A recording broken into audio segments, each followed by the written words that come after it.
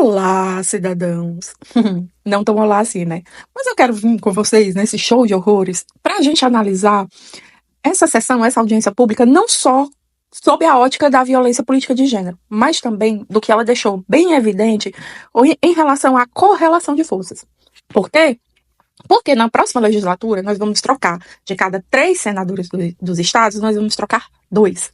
Então essa correlação de forças pode ficar muito mais difícil. Pode piorar, e muito. E por isso, a gente precisa ver também o que ficou na encolha, meio escondido, o que terminou ficando abafado por toda a situação que ocorreu com a Marina. Mas é bom para a gente ver todas as ameaças, veladas e não veladas, que tiveram durante toda essa sessão. E porque a gente está num combate direto com a extrema-direita, que já disse que quer formar maioria no Senado.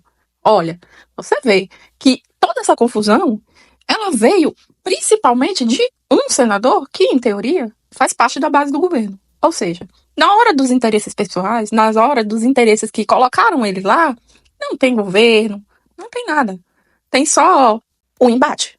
E o embate grave. E o embate que vocês vão ver mais na frente. Agora vamos começar por essas pérolas, né? Porque ele começa dizendo, olha, a senhora pode falar o quanto a senhora quiser. Da palavra, no caso da ministra, como tenho feito aqui com relação a todos os ministros que têm comparecido à Comissão de Infraestrutura, eu não tenho estabelecido um tempo mínimo ou máximo, o ministro fica à vontade para fazer a sua exposição e, na sequência, pela ordem de inscrição dos senadores, iniciando sempre pelo senador autor do requerimento, cada um dos parlamentares terá uma oportunidade para fazer suas ponderações, questionamentos à ministra Marina Silva. Ao fim das exposições, portanto, a palavra será concedida aos parlamentares. Aí a sessão toda, ela tem 3 horas e 20 minutos. A gente não vai ver tudo, né? Obviamente. Mas eu vou tentar resumir bem. Mas mesmo resumindo, vai ser longo. Então, vamos lá. A ministra fala por pouco mais de 28 minutos, sem ser interrompida. Eu vou cortar algumas partes e deixar só o que eu acho mais importante, porque ela sabe que ela tá ali não só para falar na Comissão de Infraestrutura sobre as unidades de conservação. No caso do Brasil, que é um país que é signatário da CDB, da Convenção da Biodiversidade, vocês sabem que a biodiversidade, segundo especialistas, ela é responsável por cerca de 50% do PIB dos países. No caso de países em desenvolvimento, da África, da Ásia, da América Latina e Caribe, de regiões mais vulnerabilizadas em termos econômicos e sociais, isso chega a quase 70%. Nós geralmente celebramos muito quando o PIB cresce 2%, 3%, se chega a 15%, a 4%, é uma festa.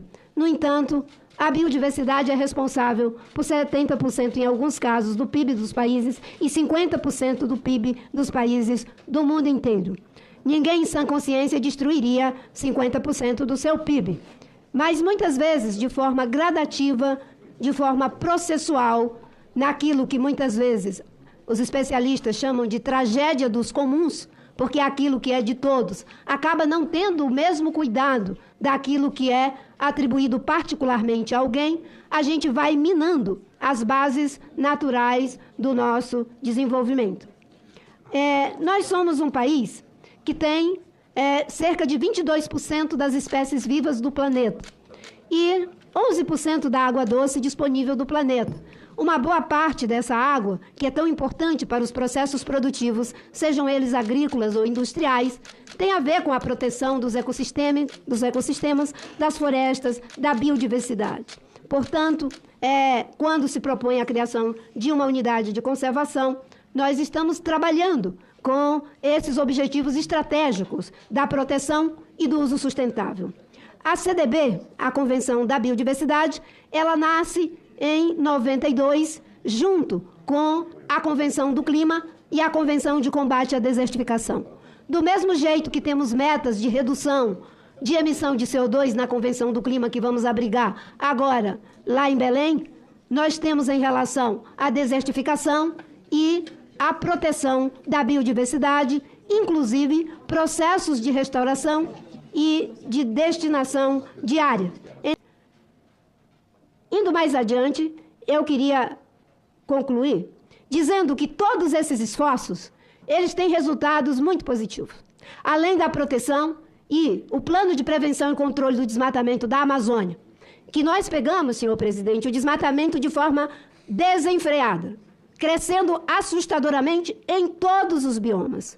Em 2 anos, nós retomamos o plano, retomamos o Fundo Amazônia, dobramos os recursos do Fundo Amazônia, estamos em um processo de execução incrível do Fundo Amazônia, em benefício dos estados, da pesquisa, das comunidades, de empreendimentos com esses recursos, que inclusive são recursos a fundo perdido. E esses recursos a gente consegue captar graças ao resultado alcançado de reduzir desmatamento. Reduzimos desmatamento em 46% na Amazônia, em comparação com 2022. Reduzimos desmatamento em 32% no país inteiro, em todos os biomas, porque agora temos planos para todos os biomas. Então, todos esses esforços, quando eles se somam, o Plano Clima, a meta de redução de CO2, de redução de perda de biodiversidade, isso tem um resultado que muitas vezes as pessoas não veem. Aí, líder Jacques Wagner, o acordo da União Europeia com o Mercosul leva em conta todos esses resultados a que me referi aqui. Eu me lembro que lá em Dubai ia ter uma mesa com várias mulheres, inclusive à época não era candidata, ainda era só vice-presidente, que era a vice-presidente do Biden, a Kamala Harris, e várias mulheres. E eu ia participar dessa mesa para falar desses resultados que a gente está alcançando aqui no Brasil. E de última hora, houve uma inversão interessante. Ia ter uma discussão sobre o acordo União Europeia e Mercosul, e eu tive que não ir para a mesa das mulheres e ir para a discussão sobre o acordo da União Europeia e Mercosul, e quem foi para a discussão no painel das mulheres foi o Paulo Teixeira, porque a orientação que eu recebi é que era fundamental a presença do Ministério do Meio Ambiente para poder mostrar que nós estávamos no controle da questão do desmatamento e estávamos honrando os acordos com os quais nos comprometemos internacionalmente. O ministro Carlos Fávaro, eu já perdi a conta. Ele diz o tempo todo que já abrimos mais de 300 mercados para a agricultura brasileira. E uma das coisas que ele faz questão de dizer é que esses mercados são abertos, claro, pelo volume, pela quantidade, o valor sanitário, pela capacidade que o Brasil tem de produção, pelo valor nutricional. Mas ele diz, isso a gente sempre teve. A gente tinha antes. E por que só agora é que nós abrimos mais de 300 mercados? Uma das coisas que, além do valor nutricional, o valor sanitário, o volume da nossa produção para a segurança alimentar, não só a nossa, mas do planeta, é o fato do desmatamento ter caído 46% na Amazônia e agora cair 32% no país inteiro. E eu digo no país inteiro, e alguém pode dizer, não, mas na Mata Atlântica não caiu, apenas estabilizou, caiu. E sabe por quê que parece que estabilizou? É porque nós perdemos 3.000 hectares só em função das enchentes que levou 3.000 hectares de floresta de Mata Atlântica pelas enxurradas. Se não fosse essa parte que foi levada pelas enxurradas, nós teríamos tido também no bioma Mata Atlântica uma redução de desmatamento de 19%, graças à prioridade do presidente Lula. Tudo isso é o potencial que o Brasil tem. Quando as pessoas olham para o Brasil como lugar do biocombustível, do SAF, dos investimentos verdes, quais são os indicadores que eles têm para dizer esse país é o lugar onde eu quero fazer os investimentos verdes? É o fato de termos uma matriz energética 40% limpa, mas é o fato de termos a proteção do meio ambiente assegurada. Então, muitas vezes isso não é considerado nos esforços que fazemos. É um pouco aquilo que as pessoas dizem, ossos do ofício. Mas, já que me foi dada a oportunidade, eu fiz questão de trazer isso aqui, porque essa é a casa da sociedade brasileira.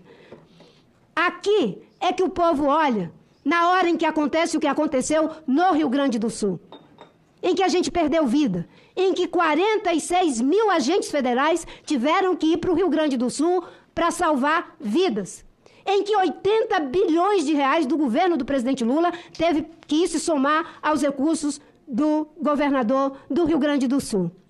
E sabe que aconteceu uma coisa no Rio Grande do Sul? Foi aprovada em 2021 uma lei que permitia a redução da reserva legal para edificações, mais próximo dos rios, mais próximo dos lagos, mais próximos das encostas, senador. Nós temos um déficit de 700 milhões de hectares em unidade de conservação. Desses, aliás, são 10 milhões de hectares de unidade de conservação. Desses, 700 mil são no estado do Rio Grande do Sul. São 10 milhões o déficit em reserva legal, área de preservação permanente. 700 mil no Rio Grande do Sul.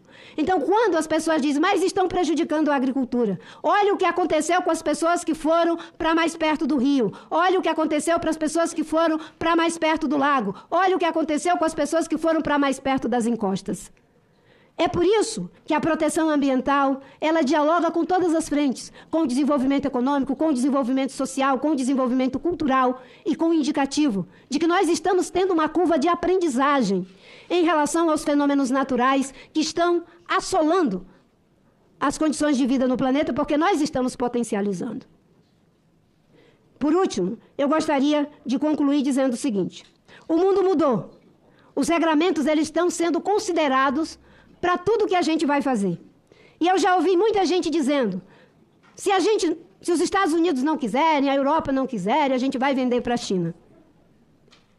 O mundo mudou e geopoliticamente, quando nós fomos na primeira vez agora do governo do presidente Lula para a China, tinha um acordo Brasil-China, a COSBAN. Nesse acordo não tinha nada sobre meio ambiente e clima. Na primeira vez que o presidente Lula foi para a China, agora do seu terceiro mandato, o único adendo que foi feito ao acordo foi sobre meio ambiente e clima. Um adendo feito exatamente porque a China é a maior exportadora de tecnologia para a transição ecológica do planeta. Alguém acha que a China, inclusive nesse contexto geopolítico, vai querer importar desmatamento? Vai querer importar incêndio? Vai querer importar destruição dos povos indígenas? Vai querer importar garimpo ilegal? Não. Eles querem importar aquilo que possa fazer sinergia com os dificílimos esforços de quem não tem as mesmas vantagens comparativas que nós temos para uma matriz energética limpa. Eu concluo, presidente, lhe agradecendo e aos senadores que me convidaram e que me dão a oportunidade de ser ouvida, porque hoje, para a gente poder se inserir no contexto das grandes oportunidades que nós temos que proteger, sim, a biodiversidade. E a biodiversidade, só dizendo, esses esforços que nós estamos fazendo e de criação lá no Amapá, não incide sobre os blocos de petróleo. Podemos mostrar no mapa, se tiver um tempinho?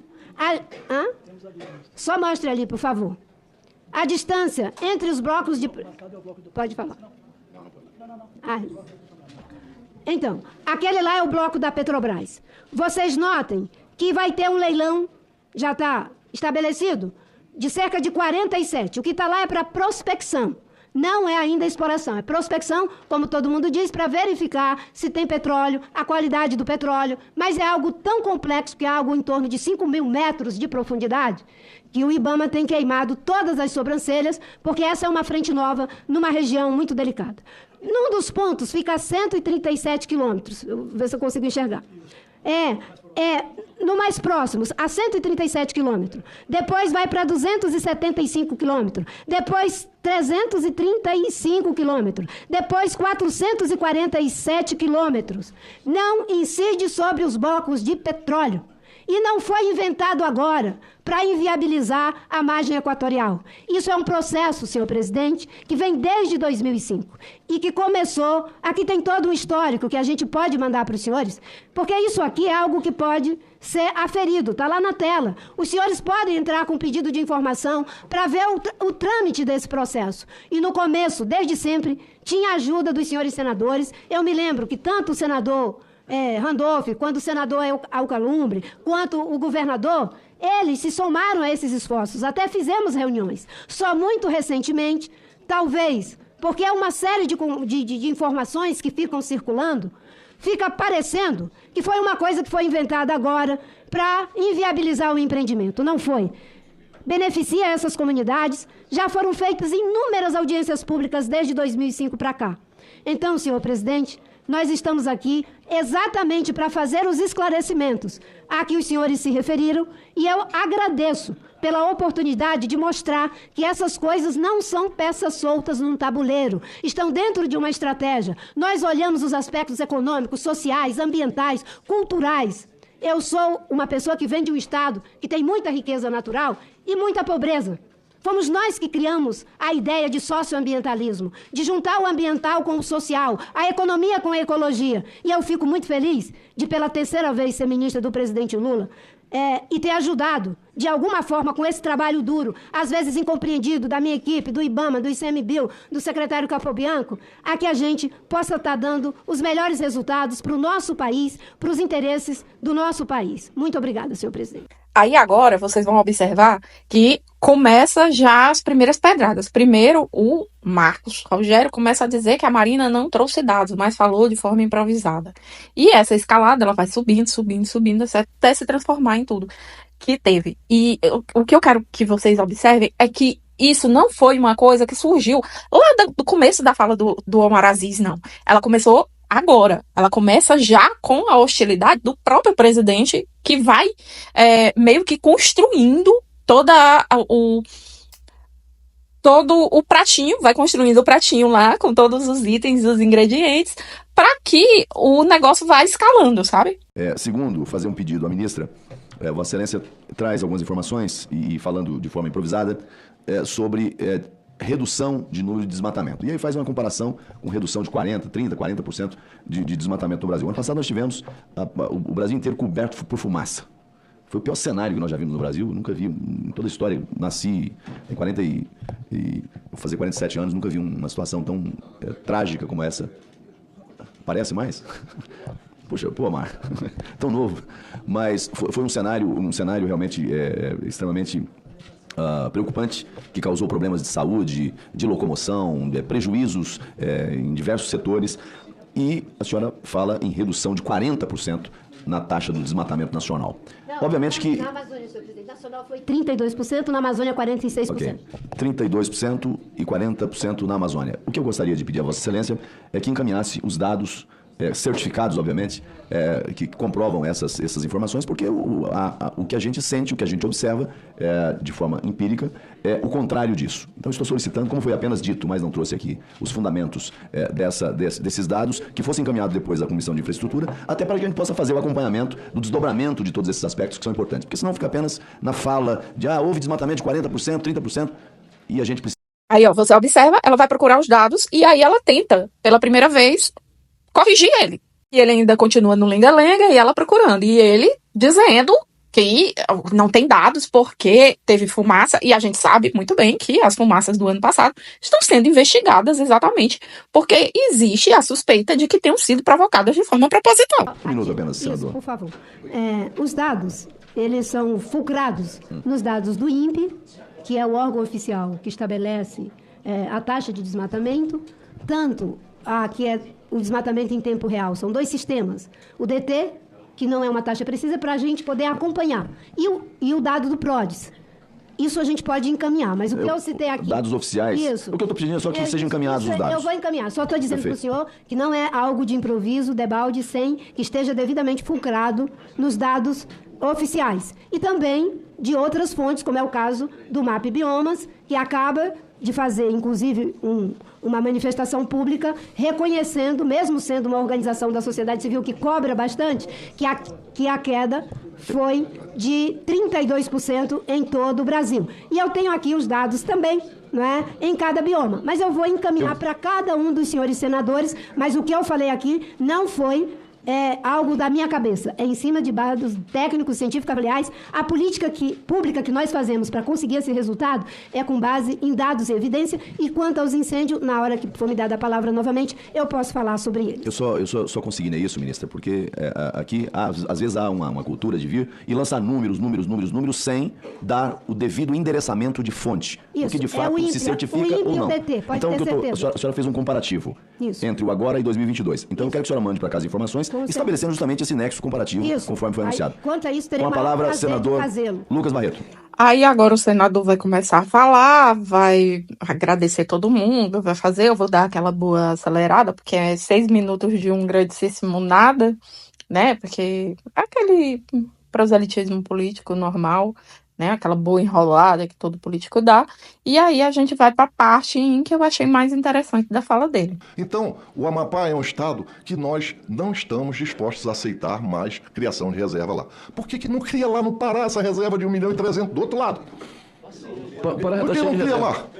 Por que não cria no Acre? Porque não tem oceano lá, não tem mar? Por que não cria em São Paulo? No Amazonas ninguém quer mais. Aí escolhe o Amapá porque é o estado fraquinho. Não, o Amapá é o mais forte hoje aqui no Senado. E nós temos o apoio de todos os nossos colegas. A senhora vê que o licenciamento novo ambiental foi provocado por essa atitude lá. 54 senadores se juntaram aqui para fazer com que as obras grandiosas, as obras que o Brasil precisa, que o Amapá precisa, se tornem questão ambiental, como foi Belo Monte. No Belo Monte havia uma questão técnica. Ela foi resolvida quando se tornou questão nacional. E a política, a senhora sabe o que aconteceu. Então, a gente não está aqui querendo hostilizar, não está aqui querendo brigar. Outra pulada aí, no que ele falou também, ele mete uma China comunista não quer preservar, não quer saber de nada. É aquela banha engabelada, né? E aí ele enrola mais um pouquinho até chegar nas perguntas. E aí, o que eu acho interessante é a parte anterior. Vamos lá. 54 senadores decidiram. Ele deixa bem claro. Não vamos deixar mais. Sabe, esse senador, ele deixou o negócio mais meio velado, né? Nós vamos decidir, nós vamos passar por cima, nós decidimos. E hoje, eles têm ciência disso. Eles têm a total consciência de que hoje o Senado é o freio. Porque a Câmara passa tudo. A Câmara, com relação a essas questões ambientais, ela não tá nem aí, ela vai passar absolutamente tudo. Então, por isso, eles têm consciência de que se eles aprovam, a Câmara, fato dado. E sabe que se, por acaso, o presidente vetar, ele derruba o veto. Então, não tem mais esse negócio de, eu vou lançar um decreto, eu vou passar a caneta. Não tem mais isso, gente. Tem que ter essa consciência. Então, assim, você vai entregando o poder. À medida que você vai deixando de participar da política, você vai entregando, até o ponto em que a gente chega nessas condições agora, em que um senador da República deixa de maneira velada para a ministra de que nós vamos passar, vai acontecer, nós vamos explorar, nós vamos destruir, nós vamos fazer. Não interessa, a gente vai aprovar e não interessa. Então, é bem complicado. A gente vai escutar as perguntas deles, vamos ver as melhores partes da Marina, e depois a gente volta de novo. Eu queria começar as perguntas. O governo do Estado está trabalhando junto com o Ministério, só para a senhora reafirmar isso, que o Ministério do Meio Ambiente, para criar essas reservas no Amapá, a senhora falou que o Ministério vai criar 2 e o Estado 2. Então, primeira pergunta. Segundo, ministra, a posse e o uso das áreas ocupadas pelas populações tradicionais nas reservas extrativistas e reservas de desenvolvimento sustentável serão reguladas por contrato conforme se dispuser no regulamento da lei do SDUC? Primeiro, as populações de que trata esse artigo obrigam-se a participar da preservação, recuperação e defesa e manutenção das unidades de conservação. Parágrafo 2º. Os recursos naturais. O uso de recursos naturais pelas populações de que trata esse artigo obedecerá às seguintes normas. A proibição do uso de espécie localmente ameaçada, extinção ou de prática que danifique seus hábitos. As demais normas estabelecidas na legislação, no plano de manejo, na unidade de conservação e no contrato de concessão de direito e reauso. E o subsolo e o espaço aéreo, sempre que influírem na estabilidade do ecossistema, integram os limites da unidade de conservação. Então, ministro, atualmente a área urbana disponível, para se ter ideia e dar um exemplo, para o povo de Oiapoque é 0,84%, ou seja, 19.100 hectares para toda a sua área urbana já ocupada. E o seu crescimento futuro do total de sua área territorial originária de 2.262.528 hectares. Sobraram apenas 1,3% desse território, ou seja, 30.400 hectares para manter e desenvolver as suas atividades rurais e outras economias. Isso é um absurdo. Fazer com que o Oiapoque fique fadado a isso, onde começa a nação brasileira, onde lutaram também para ser Brasil.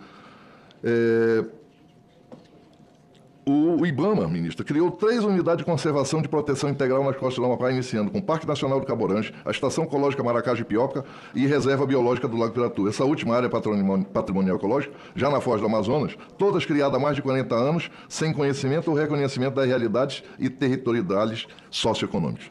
Um dado para a senhora do que é a demora. Hoje, eu fui surpreendido quando abri o Diário Oficial, depois de 35 anos, meu presidente. Saiu no Diário Oficial. Portaria ICMBio 1961, de 23 de maio de 2025. Aprova o plano de manejo da reserva extrativista do Rio Cajari. Processo 02070, 2008. O presidente do Instituto Chico Mendes. Fica aprovado o plano de manejo de reserva extrativista do Rio Cajari, localizado no estado do Amapá, constante do processo 0270. 35 anos depois. As pessoas estão lá, abandonadas. No Amapá, ministra, quando a senhora fala que as pessoas vivem nas reservas do extrativismo, nada, vive do Bolsa Família. Tira o Bolsa Família lá. 71% da população do Amapá está no Cade Único. Esse é o paradoxo amazônico. Quanto mais pobre o povo, quanto mais preservado o Estado, mais pobre o seu povo. E lá no Amapá não é diferente. Nós estamos em cima da riqueza, na pobreza, contemplando a natureza. Porque olhar para a árvore, beleza cênica, não enche barriga. E nós estamos protegendo por outros países para beneficiar os rios de chuva, de água. Quanto vale proteger isso? Quanto vale manter o clima da América do Norte, da América do Sul, do próprio Brasil, ali para o Mato Piba, que abrange os estados aí, do Tocantins, de lá, da Bahia, do oeste da Bahia? Quanto vale isso? Mas aí eu lhe pergunto, quem paga? Nós que estamos acho que é porque a gente está do outro lado da Amazônia que nós somos tão discriminados. Ah, não é do Amapá, cria lá a reserva. Lá ninguém vai vir brigar com a gente e é do outro lado do Amazonas. Como diz, é a Guiana do Brasil. Então, cria lá. Nós somos tão discriminados que quando o avião que vem do Macapá para Brasília, sabe qual é o portão que ele para? 51. E tem que pegar o ônibus para ir. É ou não é, senador Zequinha? É um absurdo a discriminação. E nós estamos determinados a mudar essa discriminação, a acabar com essa discriminação, já que nós contribuímos tanto ecologicamente. Já vou terminar, senhor presidente. Contribuímos tanto ecologicamente. Eu ainda tenho algumas perguntas.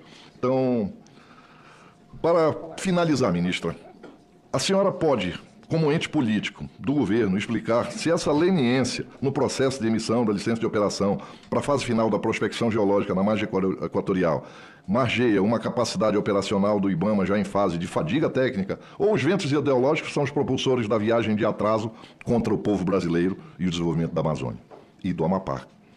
Ministra, há uma explicação para o IBAMA aceitar os riscos operacionais, ambientais e tecnológicos do pré-sal, do Sudeste, do mar territorial do Espírito Santo a São Paulo, que envolve profundidades com lâmina d'água superior a 2.000 metros e poços com mais de 7.000 metros de profundidade?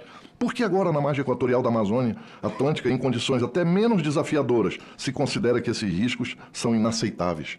Onde está a coerência técnica?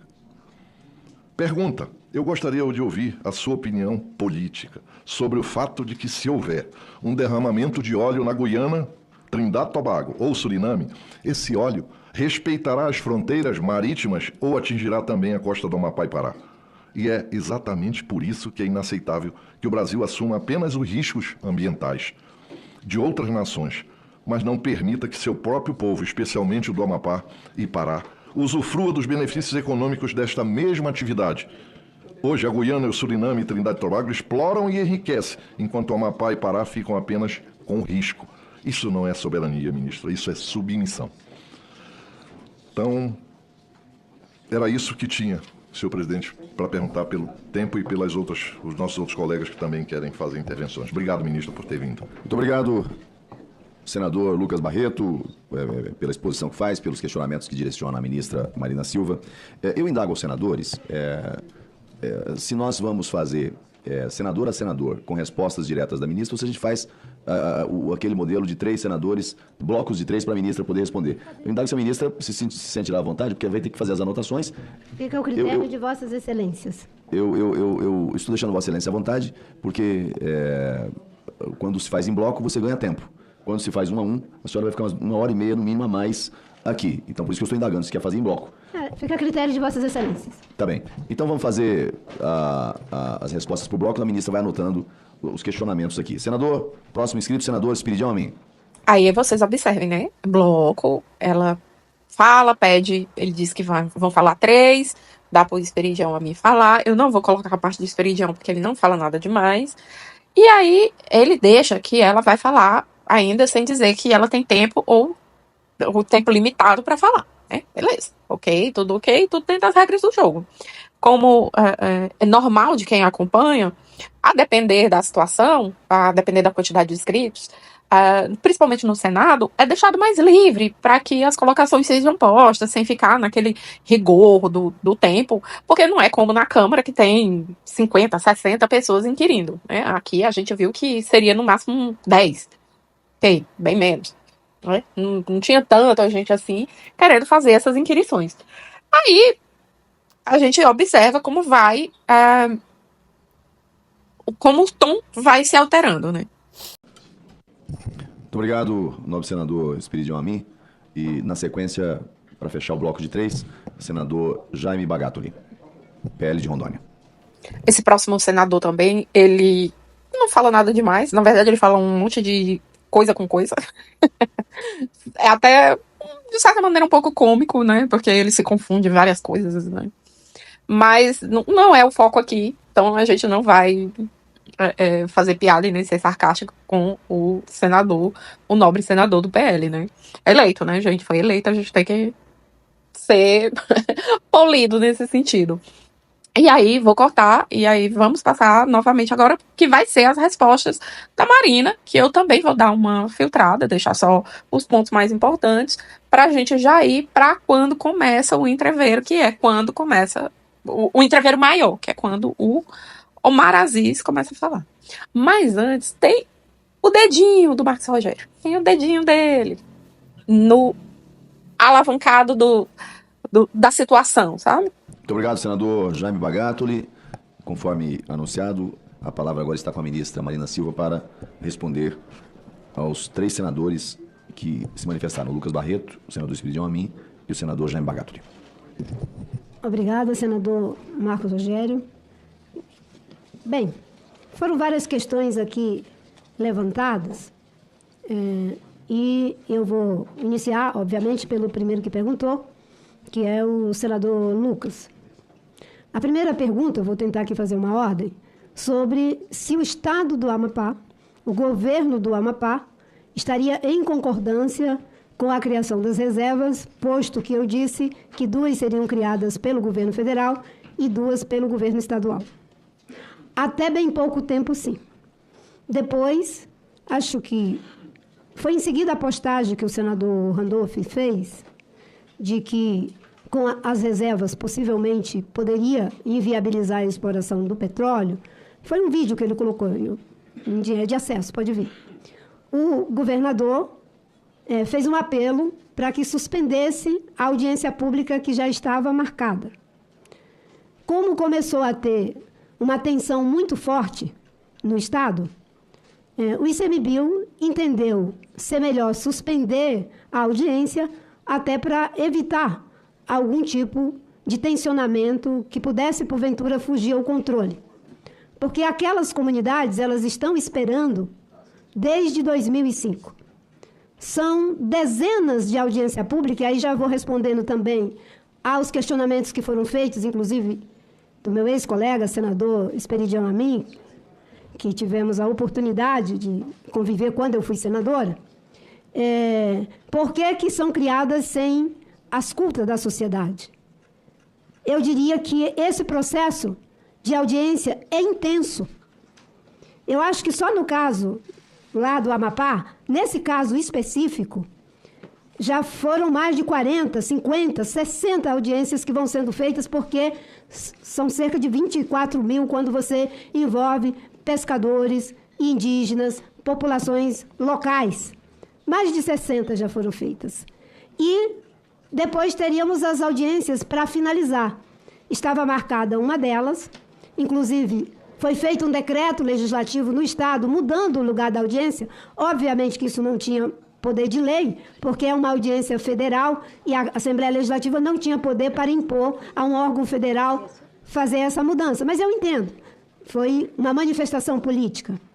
E uma sugestão de que a audiência fosse acontecer na Câmara de Vereadores e que todos os deputados iriam para lá, todos os vereadores iriam para lá e que a população iria para lá.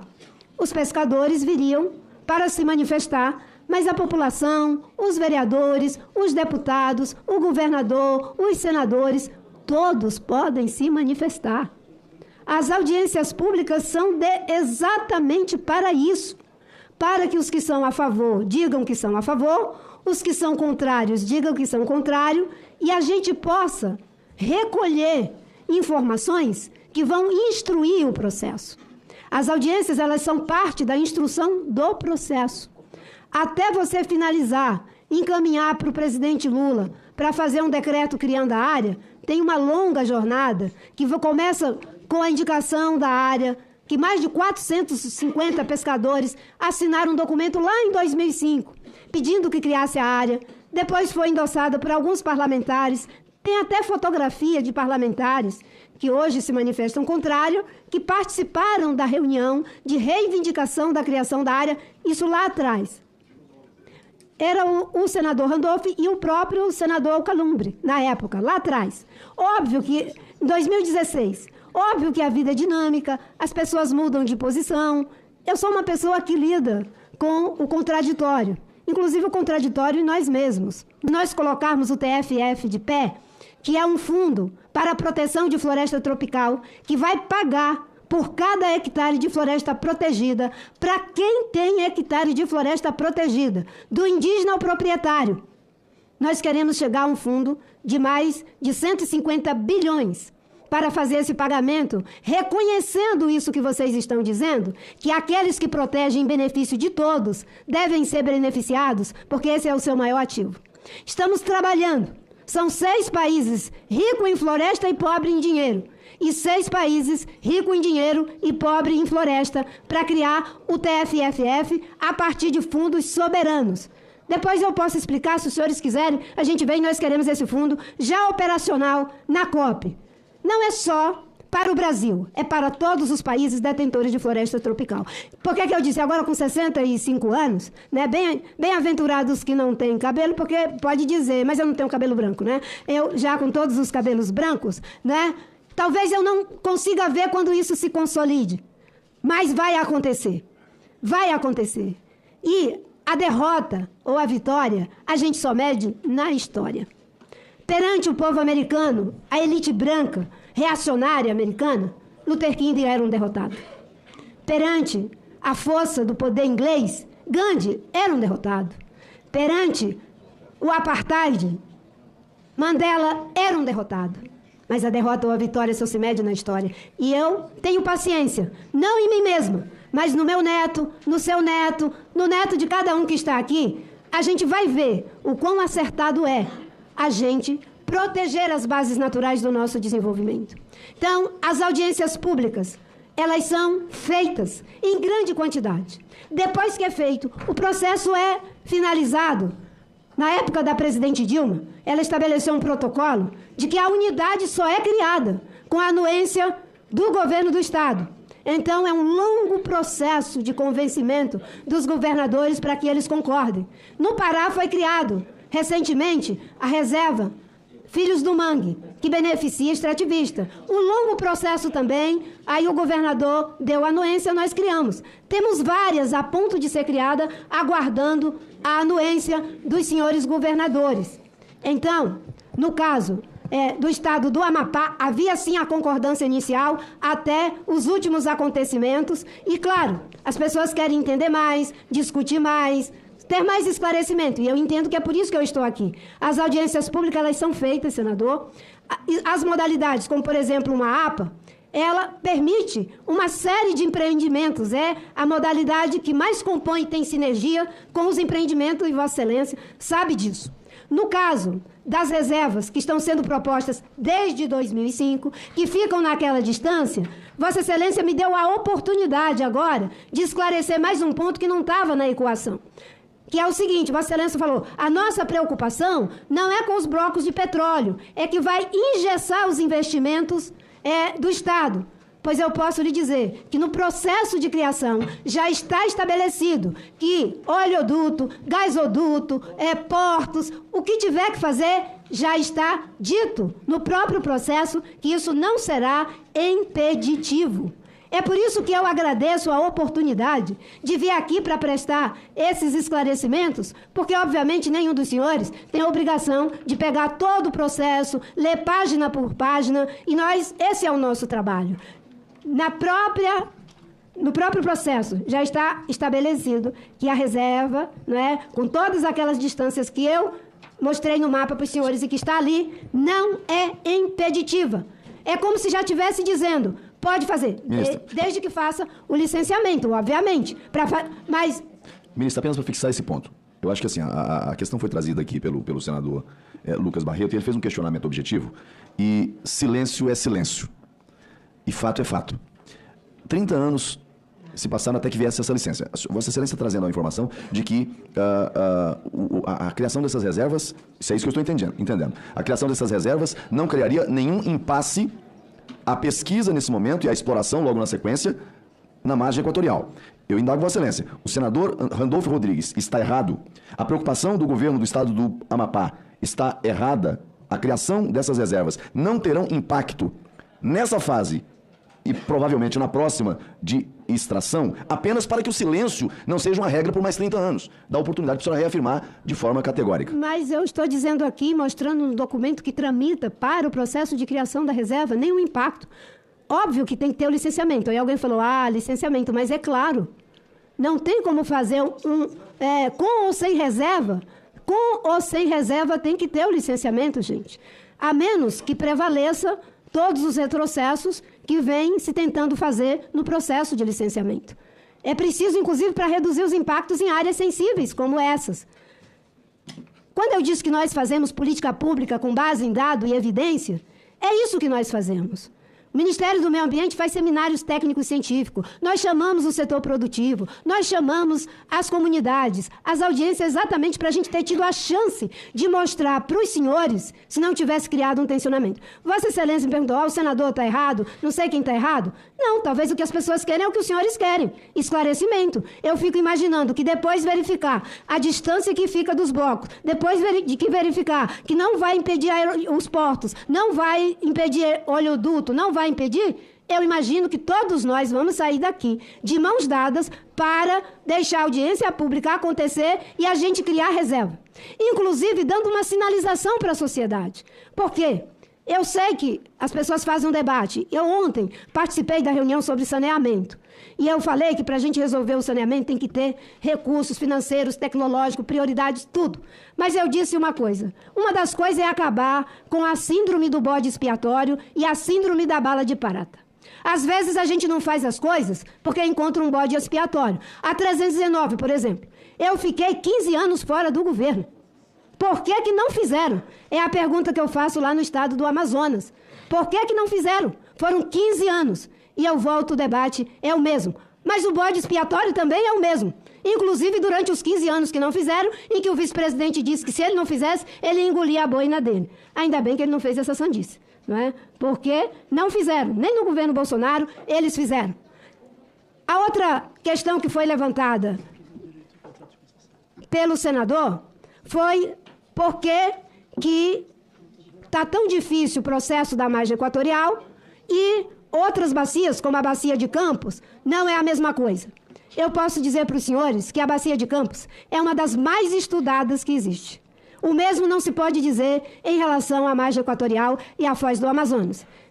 E como se trata de uma frente nova, existe inclusive uma portaria do Ministério, uma resolução do Ministério de Minas e Energia e do Ministério do Meio Ambiente que diz que novas frentes, a partir de 2008, 2012, essa portaria, novas frentes de exploração de petróleo, deveria contar com um expediente fundamental, avaliação ambiental para a área sedimentar, que são estudos na área de abrangência de toda a bacia, exatamente para que a gente possa ter uma ação em que a governança, o princípio da precaução, de danos de algo que não é conhecido, a bacia não é estudada.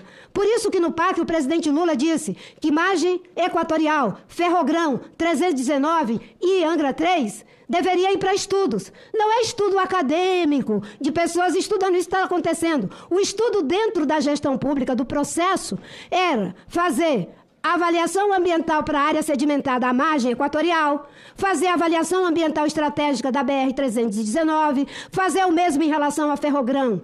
Isso é uma ferramenta de planejamento e ajuda, porque o técnico, quando ele não tem a informação no conjunto da obra, ele tende a ser mais conservador. Sabe por quê? Porque quem vai estar em jogo é o CPF dele. Se ele só tem uma viseira aqui, a primeira coisa que eu disse para o ministro de Minas e Energia, em fevereiro de 2023, vamos fazer a avaliação ambiental para a área sedimentar, porque isso vai trazer informação do conjunto da bacia, que não é conhecida como é a bacia de Campos e outras. Tanto é que o IBAMA, quando negou a licença, fez em relação à Foz, mas as áreas que já estavam consolidadas, como é o caso da bacia de Potiguar, o IBAMA reconhece que já aconteceu. E aconteceu porque no passado não se tinha ainda todos esses regramentos. Então, senador, o que nós estamos fazendo aqui não é dificultando porque quer dificultar. O IBAMA não facilita, o IBAMA não dificulta. Cumpre a lei e tenta fazer da melhor forma possível. As RESECs, o contrato, são área de domínio público que você faz um contrato de concessão de direito real de uso para as famílias. Quando você cria a RESEC, já tem a concordância da família. Inclusive a RESEC Verde para Sempre, aquela que foi criada, e em seguida a gente terminou a votação dos extrativistas lá no Pará e assassinaram a irmã Dorothy, que eu estava lá no dia da criação da RESEC, foi com a concordância dos extrativistas, com muitas audiências públicas. Isso aí, nós não pecamos nisso. A outra coisa que foi colocada ainda aqui, plano de manejo. Por que demorou tanto plano de manejo que Vossa Excelência falou? De fato, existem alguns governos que não priorizam os planos de manejo. E, de fato, na gestão pública, a instituição, ela leva o passivo da decisão política.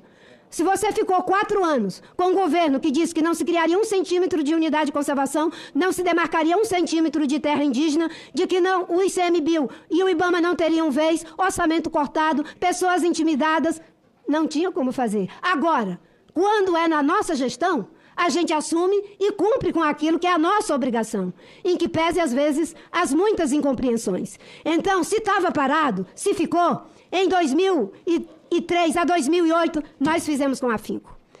De 2023 até agora, estamos fazendo com afinco. Com afinco. Obviamente que estou aqui para esclarecer. E, ainda, a outra pergunta, né, em relação ao senador Espiridião Amin, que me perguntou sobre a questão dos combustíveis. O Brasil tem a maior vantagem comparativa que possamos imaginar para os SAFs, para tudo. Mas, obviamente, que nós temos que competir com aqueles que não querem que os fluxos de capitais sejam direcionados para nós. E nós trabalhamos e trabalhamos muito para reverter isso. O Bolsa Família é uma ferramenta importante para combater a desigualdade social. Mas é apenas o ponto de partida. O que nós queremos é a inclusão produtiva. E hoje nós trabalhamos para que alternativas diversificadas, que envolve bioeconomia, que envolve agricultura familiar, que envolve o agronegócio de base sustentável. Por isso que o Plano Safra agora é todo para a agricultura de baixo carbono. Porque como ele era apenas 0,2% para a agricultura de baixo carbono nos governos anteriores, a gente ia levar pelo menos 200 anos para que os benefícios dessas tecnologias da Embrapa pudessem chegar a todos. Eu, o ministro Fávaro, o ministro Fernando Haddad, o ministro Paulo Teixeira, por sugestão minha, transformamos todo o Plano Safra em agricultura de baixo carbono, para que a gente possa fazer a transição, porque não é mágica, tem um tempo de maturação. É assim que a gente vai conseguir, em bases sustentáveis, tirar do Bolsa Família para em atividades produtivas. Inclusive, estamos usando 700 milhões do Fundo Amazônia com os municípios que mais desmatam para que comece uma agenda virtuosa, não só de comando e controle, mas de incentivo às atividades produtivas sustentáveis. O Bolsa Família é o ponto de partida, o que queremos é inclusão produtiva. Alguém falou, a China, estou dizendo entre aspas, né? Não se importa, outros países não se importam, certo? A única coisa que eu posso dizer é, por mais que tenha sido difícil a relação com os Estados Unidos até o governo Trump, nunca foi tão difícil. Nunca houve um governo que se importasse menos do que o que nós temos agora nos Estados Unidos. Com a mudança do clima, com a perda de biodiversidade, com os recursos hídricos, com políticas sociais, não tem nenhuma importância. Mas nós não vamos fazer porque eles se importam. Nós temos que fazer porque nós nos importamos. Porque nós estamos liderando pelo exemplo. Porque nós, um país em desenvolvimento, com menos recursos do que eles, temos um compromisso de reduzir a emissão de CO2, de zerar desmatamento até 2035. Com menos condições do que eles, nós temos uma NDC para todos os gases, para todos os setores, e vamos cumpri-la, inclusive a de 2025, que ficou 4 anos com o governo emitindo, e nós estamos trabalhando, o governo do presidente Lula, dobrado, para alcançar a meta de 2025, trabalhando por nós e pelo governo que não trabalhou. Aumentaram as emissões. E nós, se continuarmos nesse ritmo, vamos conseguir também. Então, o senhor pode ter certeza que a sua preocupação com os mais vulneráveis, com a agricultura familiar, é do governo do presidente Lula, que recriou o Ministério do Desenvolvimento Agrário, que tem o programa Floresta Produtiva, 12 milhões de hectares para ser restaurado, pegando inclusive a mão de obra local. São políticas que nós estamos implementando, mas elas, obviamente, que não são mágicas. Né? Por isso que é importante a democracia dar continuidade, seja progressista ou conservador, quem defende a democracia, quem não é negacionista. Eu sempre digo que sustentabilidade não é de direita nem de esquerda, é de ser humano, que tem cabeça e pensamento estratégico. Porque você pode ser um sustentabilista progressista ou conservador.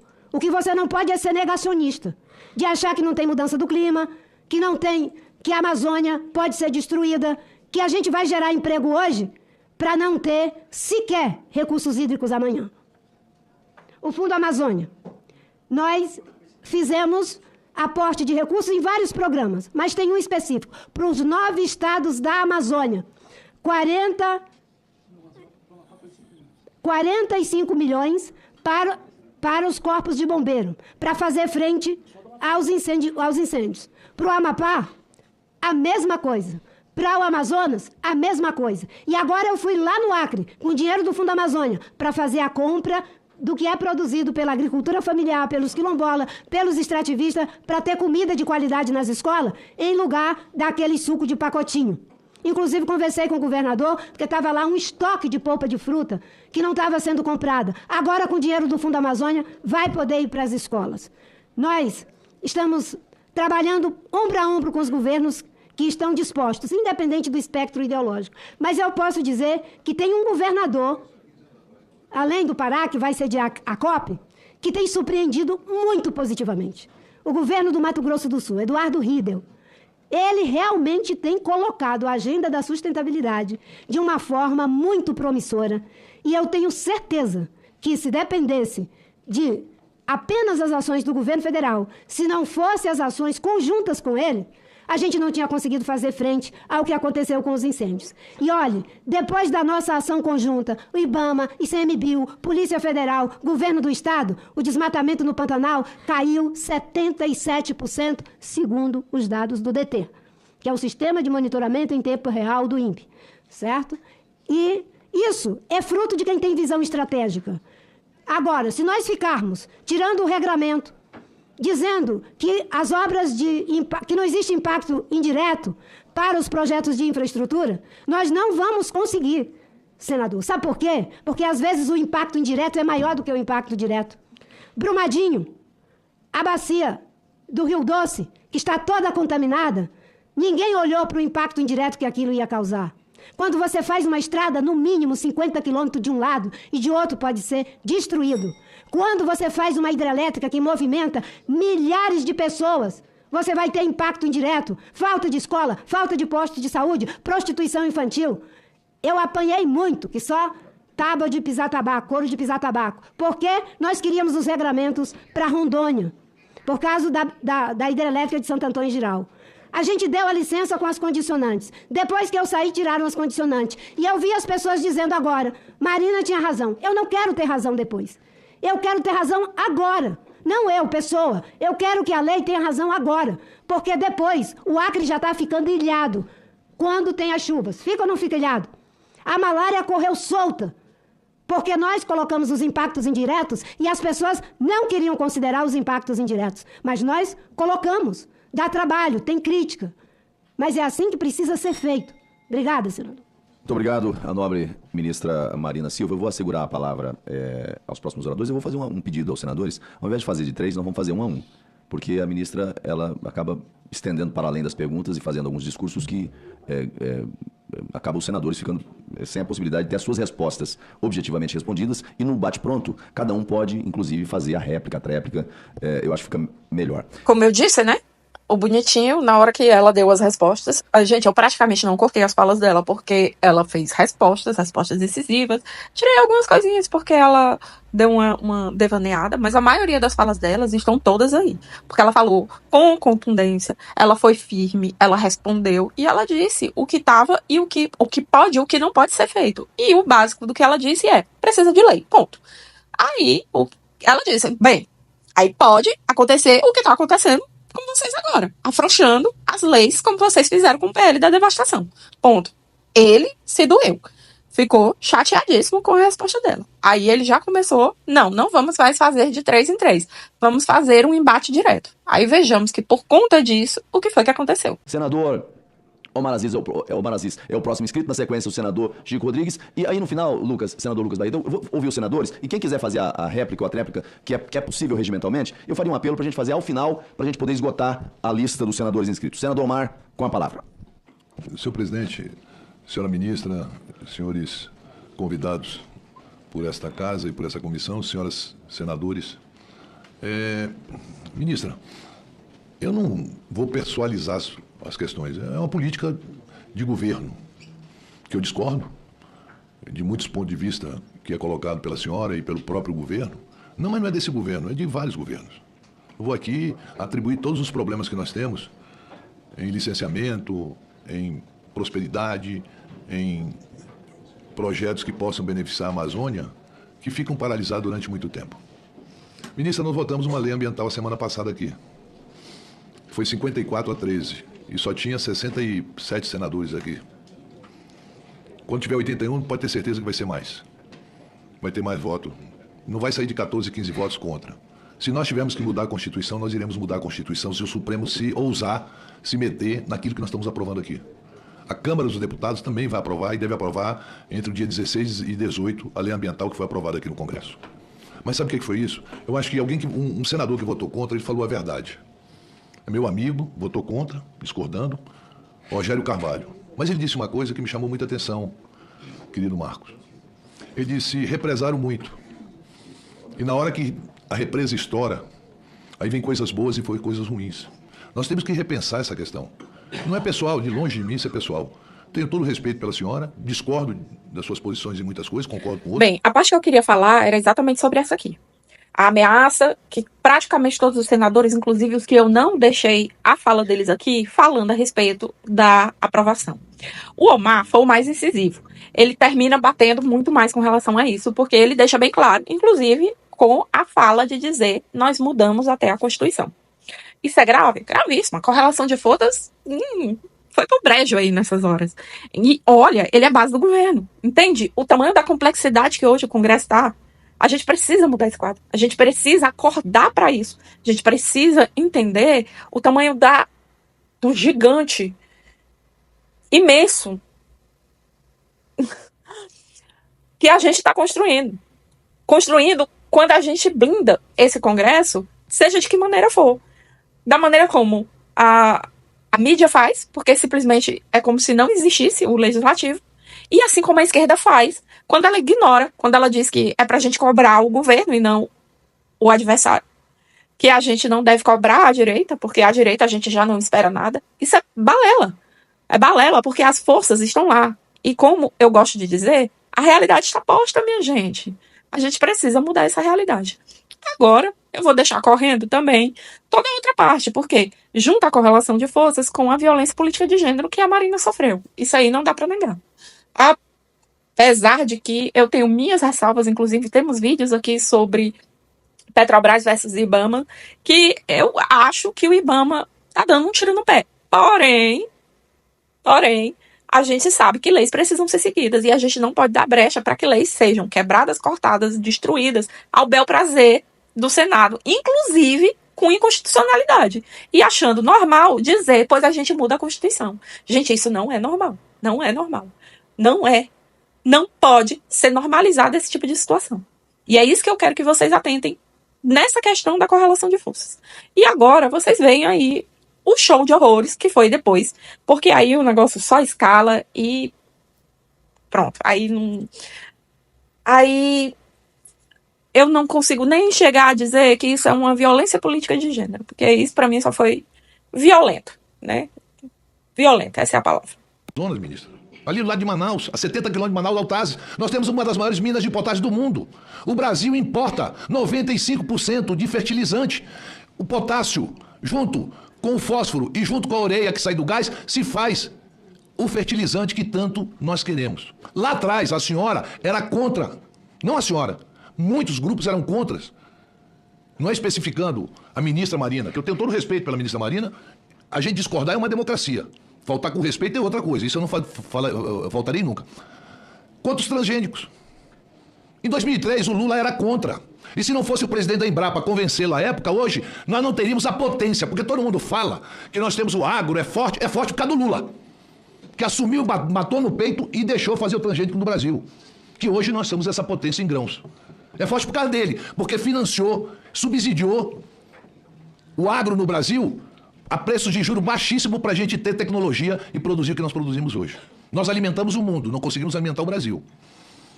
Mas eu, sinceramente, o isolamento que Manaus vive, que Roraima vive, já deu, ministro.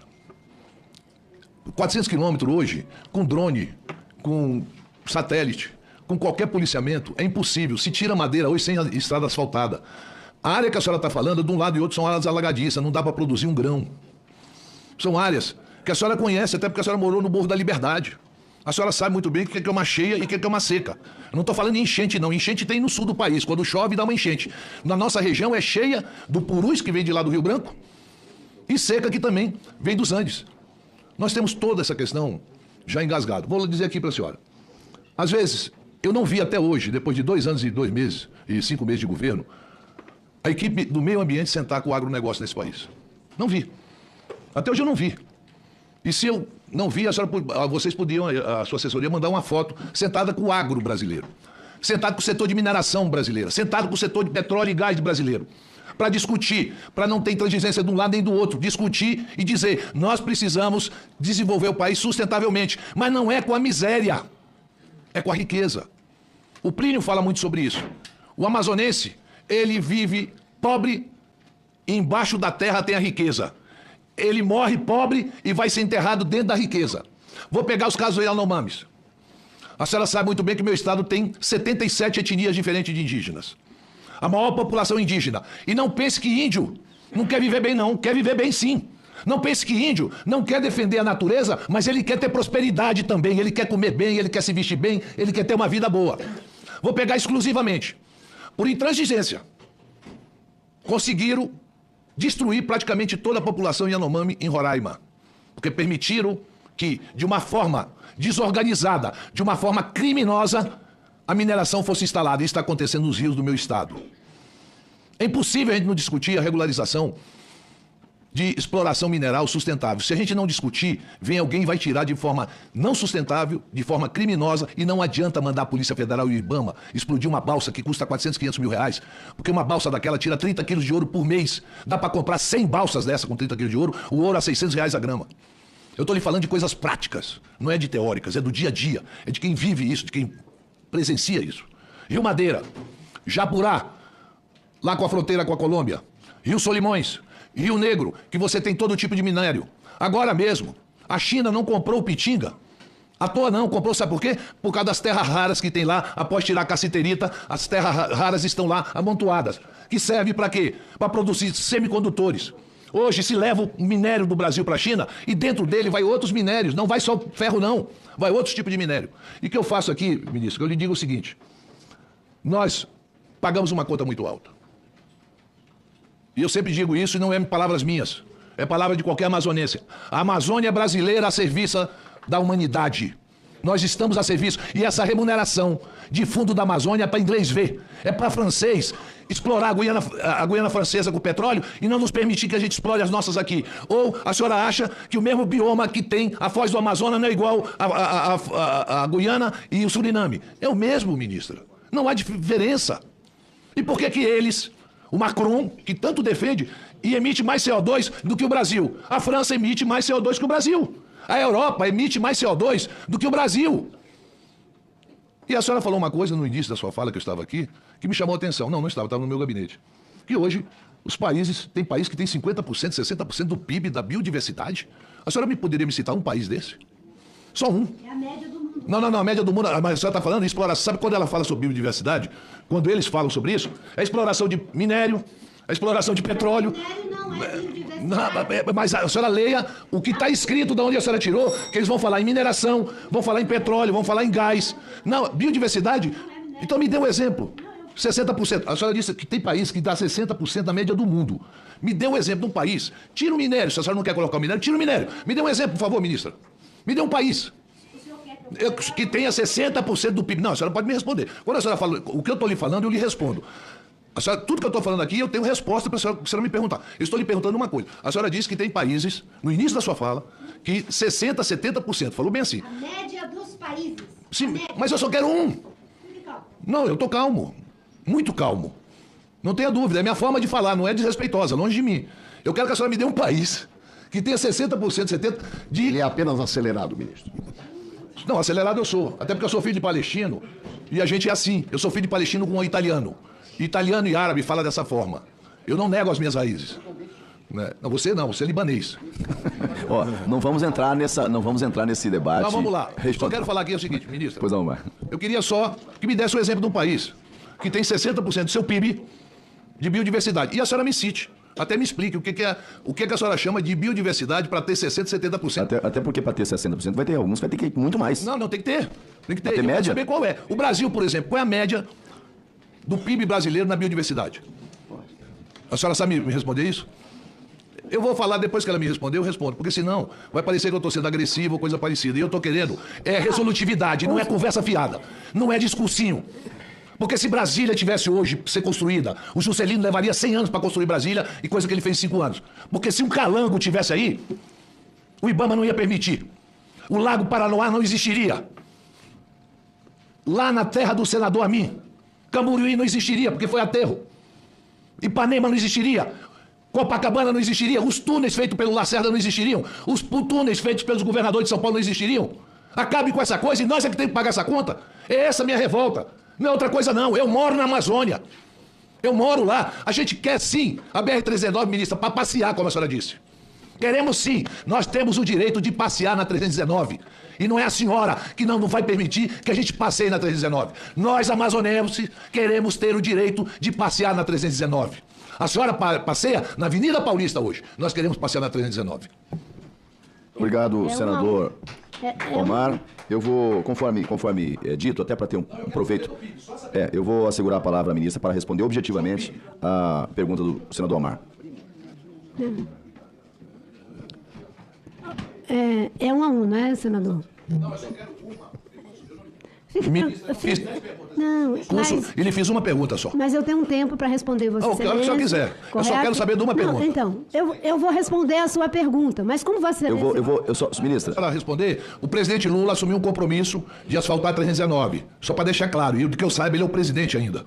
Só para consignar, para a gente não ficar aqui ad eterno, eu vou estabelecer o tempo de 5 minutos para a resposta, como vai ser 1 a 1, então o tempo de resposta é de 5 minutos.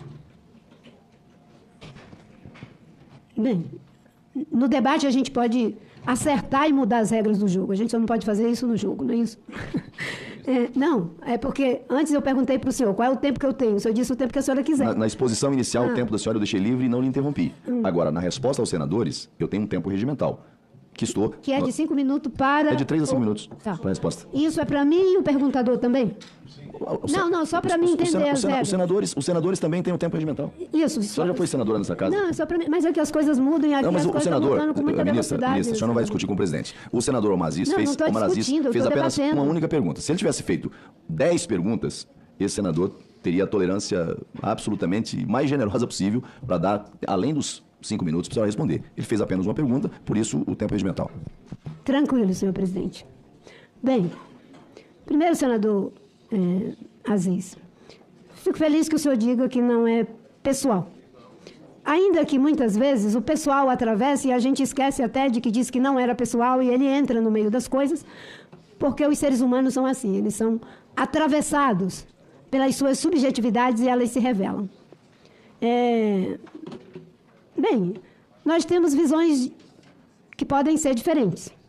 Mas eu gostei de uma equação que Vossa Excelência colocou, de que não é conversa fiada, os fatos, coisa concreta. Vossa Excelência foi uma pessoa que teve a oportunidade no seu estado de estar nos dois lados. Não é? E muitas coisas concretas, com certeza, fugiram ao alcance da sua mão. Mas uma coisa é concreta, concretíssima. O debate da 319 é um debate que virou um debate em cima de um bode expiatório. Esse bode expiatório chama-se Marina Silva, porque é concretíssimo que eu saí do governo em 2008. De 2008 para 2023, quantos anos? Quantos anos? 15 anos. Por que as pessoas que são tão dadas às coisas concretas não fizeram a BR?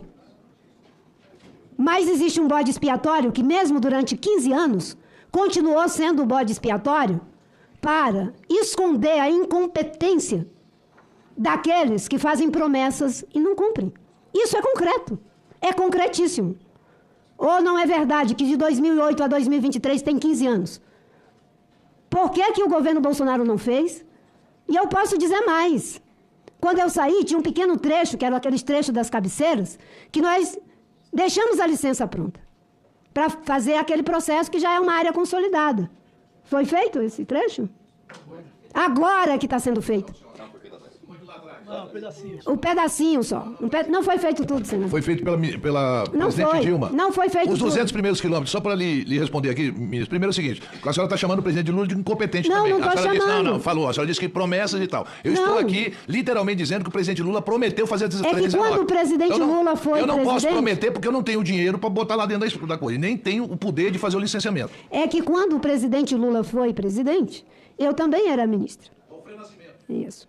E ele era o ministro do transporte, certo? E depois outros, durante esses 15 anos, não fizeram. E a estrada, do mesmo jeito que nós começamos 2023 falando para o ministro de Minas e Energia que era preciso fazer avaliação para a área sedimentar, pensando no desafio da margem equatorial, coisa que não foi feita, porque aquilo que é a regra agora virou exceção, infelizmente, porque não é exceção. Quando vai abrir uma nova frente para exploração de petróleo, a avaliação para a área sedimentar. No caso da estrada, levei pessoalmente a proposta para o ministro do Transporte de que a gente deveria fazer a avaliação ambiental estratégica para a BR-319 para pensar a governança. O ano passado, numa reunião na Casa Civil, eu, o ministro Renan, o ministro Rui Costa, o secretário Capobianco e a ministra Miriam Belchior, a secretária executiva, chegou-se a uma conclusão de que é necessário, sim, ter a governança da estrada. Exatamente para evitar que esses 400 quilômetros, que só com o anúncio da estrada, o desmatamento aumentou 119%. Aumentou. É os dados que o IBAMA, que o DT, que o Não faça INPA essa nos maldade, traz. ministra. Não faça isso, ministra. Eu moro lá, não diga isso, pelo amor de Deus. Ministra, eu vou... Então, eu lhe a gente- respeito, não, eu a lhe gente respeito. pode olhar- Mas a senhora a gente está pode olhar- dando um dado falso, ministra. Não é falso. É falso, ministra. São os dados que a minha equipe técnica me traz o tempo todo do INPE. Vamos, então, chamar os técnicos do INPE pegaram os polígonos, comparar antes do anúncio, quando o Fernando Henrique fez o anúncio da estrada, para ver o que aconteceu na estrada. Vamos pegar os polígonos. A senhora está falando de 30 anos atrás, ministro? Eu a senhora pegou o fiz... polígono de 30 anos atrás para agora? Desde o processo em que vem se discutindo anunciar fazer a estrada, quando se fala da estrada, a primeira coisa que tem é uma corrida de grilagem. Por isso que o que se propõe desde lá é a avaliação ambiental estratégica. Qual é o problema de fazer? Qual é o problema de ter governança? Se é para passar apenas os carros, não vai impactar nenhuma margem e outra, qual é o problema de fazer? Nós estamos propondo desde sempre. Por que não faz? Agora o ministro Renan está trabalhando para fazer, porque é isso que dá segurança aos empreendimentos. Essa discussão está posta desde sempre. Ela foi posta em relação à transposição do São Francisco. Sabe qual foi a diferença? É que na transposição do São Francisco, o ministro Ciro Gomes, fizemos o que precisava ser feito para o Nordeste não colapsar sem água. Fizemos as regras que precisavam ser feitas, não ficou brigando contra elas. No caso da 319, é a mesma coisa. Isso é muito concreto. Não é questão ideológica. Desmatamento é objetivo. Exploração ilegal de madeira é objetivo. Garimpo ilegal é objetivo. E o IBAMA, o ICMBio, a Polícia Federal, a PRF entraram lá na área Yanomami e nós conseguimos reduzir em mais de 90% o que estava acontecendo ali, e foi graças ao presidente Lula. É que o presidente Lula ele quer as duas coisas, como ele sempre diz. E eu também digo. Não é só dizer o que não pode ser feito, é como pode ser feito. E nós estamos dizendo que para fazer, precisa da avaliação ambiental estratégica. Para fazer, precisa de ter uma visão abrangente para toda a área da bacia. Eu digo para Vossa Excelência, com toda a tranquilidade da alma, que isso tem uma mistura de técnica e de ética. Porque eu não faço o meu trabalho pensando nas próximas eleições. Eu faço o meu trabalho com base naquilo que é a lei e nas futuras gerações. A senhora não é mais ética do que ninguém aqui. Eu sei que eu não sou. Não é, não. Eu não não disse venha que eu mensurar não... a ética pra mim, porque a senhora não tem esse direito. Ético eu também sou. Mas eu não estou dizendo. Eu sou ético. Não, a senhora, eu não estou dizendo. A senhora subjetivamente... Mas o senhor disse que eu sou apenas ideológica. Não. O senhor disse... Eu disse que a senhora... Eu não disse... Senador, o senhor disse... Não é ideológica. Vamos pegar aqui... A senhora está atrapalhando o desenvolvimento do país. Eu lhe digo isso com a maior naturalidade do mundo. A senhora atrapalha o desenvolvimento do nosso país. Ela tem mais de 5.000 obras paradas por causa dessa conversinha, governança, bababá. Não é não, ministra. O Brasil está acompanhando o nosso debate, desculpa, ministra. senador. Deixa eu lhe dizer uma coisa. O que eu lhe fiz duas perguntas. Eu lhe fiz uma pergunta só. Outra. A senhora não me respondeu até agora. Eu vou lhe responder. Qual é o PIB do país que tem 70%? Toda a agricultura dos países dependem da biodiversidade. Se o senhor for ver os processos... Mas é claro, senador. O senhor tem que olhar para o que diz a ciência. O senhor tem que olhar para o que mostra... Ministra Marina, a senhora está sem o microfone. Se a gente estabelecer um debate paralelo aqui, afora aquilo que é... Não, Vossa Excelência entrou num debate que não foi a pergunta feita pelo senador Omar. Ele perguntou objetivamente em relação aos dados que foram apresentados, qual é o país, o único país, um país do mundo que tenha 60%. A média dos países... Não, ele perguntou um país.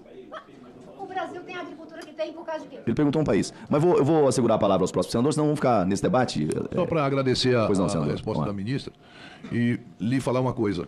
Presidente, a ministra falou que os governos incompetentes. Eu sou da base do governo. É o maior tempo de governo. Não, veja bem, e talvez aqui uma das pessoas que mais defende esse governo seja eu. E aí, Verdade. Vossa Excelência, que se contrapõe em várias ideias minhas, Vossa Excelência sabe. Então, eu tenho muita facilidade para falar sobre isso.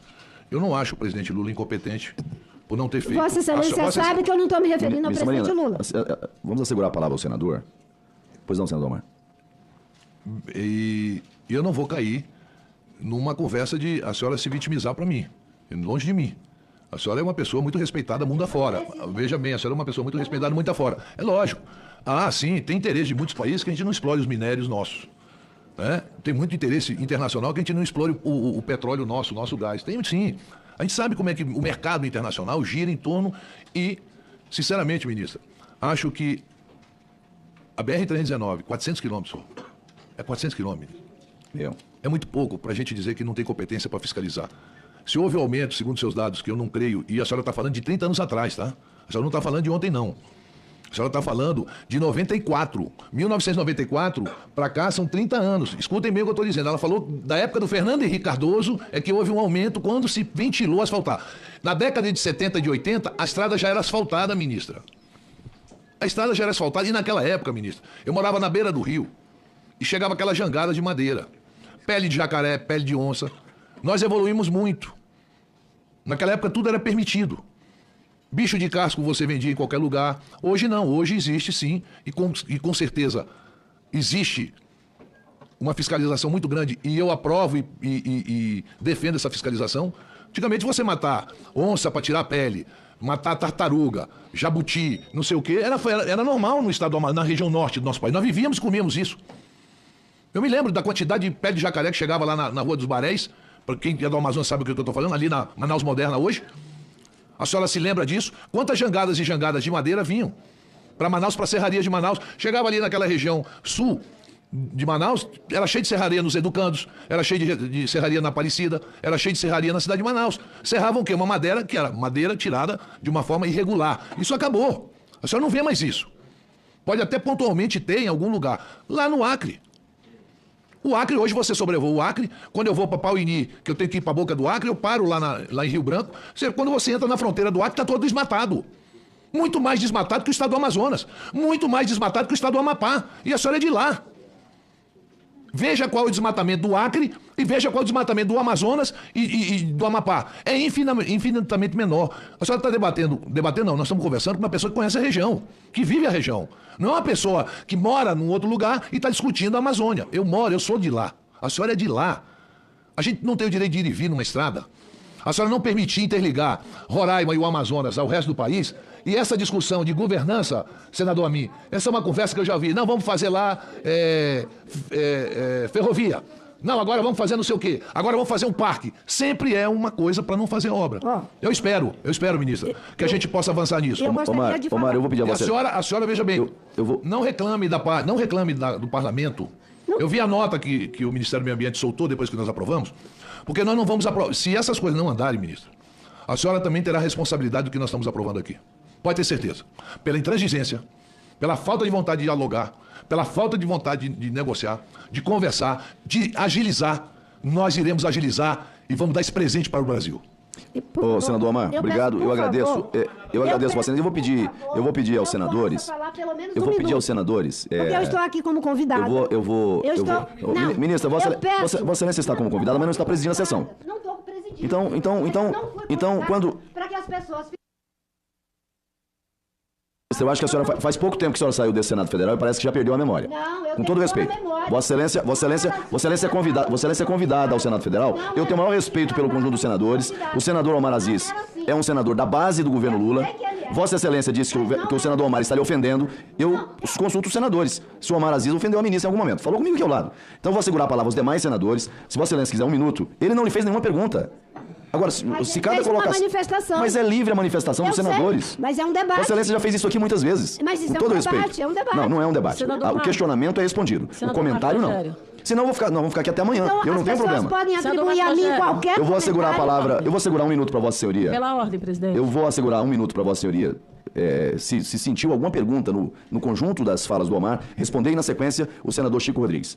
E depois a senadora Elisiane, pela ordem. Não, pela ordem. Eu asseguro a palavra à ministra nesse momento. Na verdade, é nesse sentido que a gente possa. Qual o custo de dar 1 ou 2 minutos para a senadora responder? Senadora Elisiane, Vossa Excelência chegou agora há pouco e não acompanhou aqui o que está acontecendo. Eu estou acompanhando, presidente. Não, eu acho que Vossa Excelência está impedindo a fala da ministra. No debate, eu estou apenas pedindo a Vossa Excelência que assegure a fala da ministra. Vossa Excelência está atrapalhando a fala dela, já deu um minuto. Senhor, não estou atrapalhando, não. Eu quero apenas pedir que Vossa Excelência assegure a fala da ministra. Já está assegurada. Ela não falar? Vossa Excelência, se estivesse aqui desde o começo, saberia que a comissão está sendo... A ministra Marina Silva está sendo tratada com mais absoluto respeito.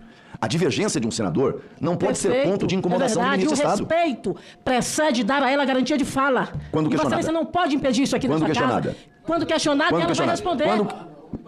Senadora Elisiane, Vossa Excelência não tem questão de ordem. Ministra Marina, Vossa Excelência tem a palavra por um minuto.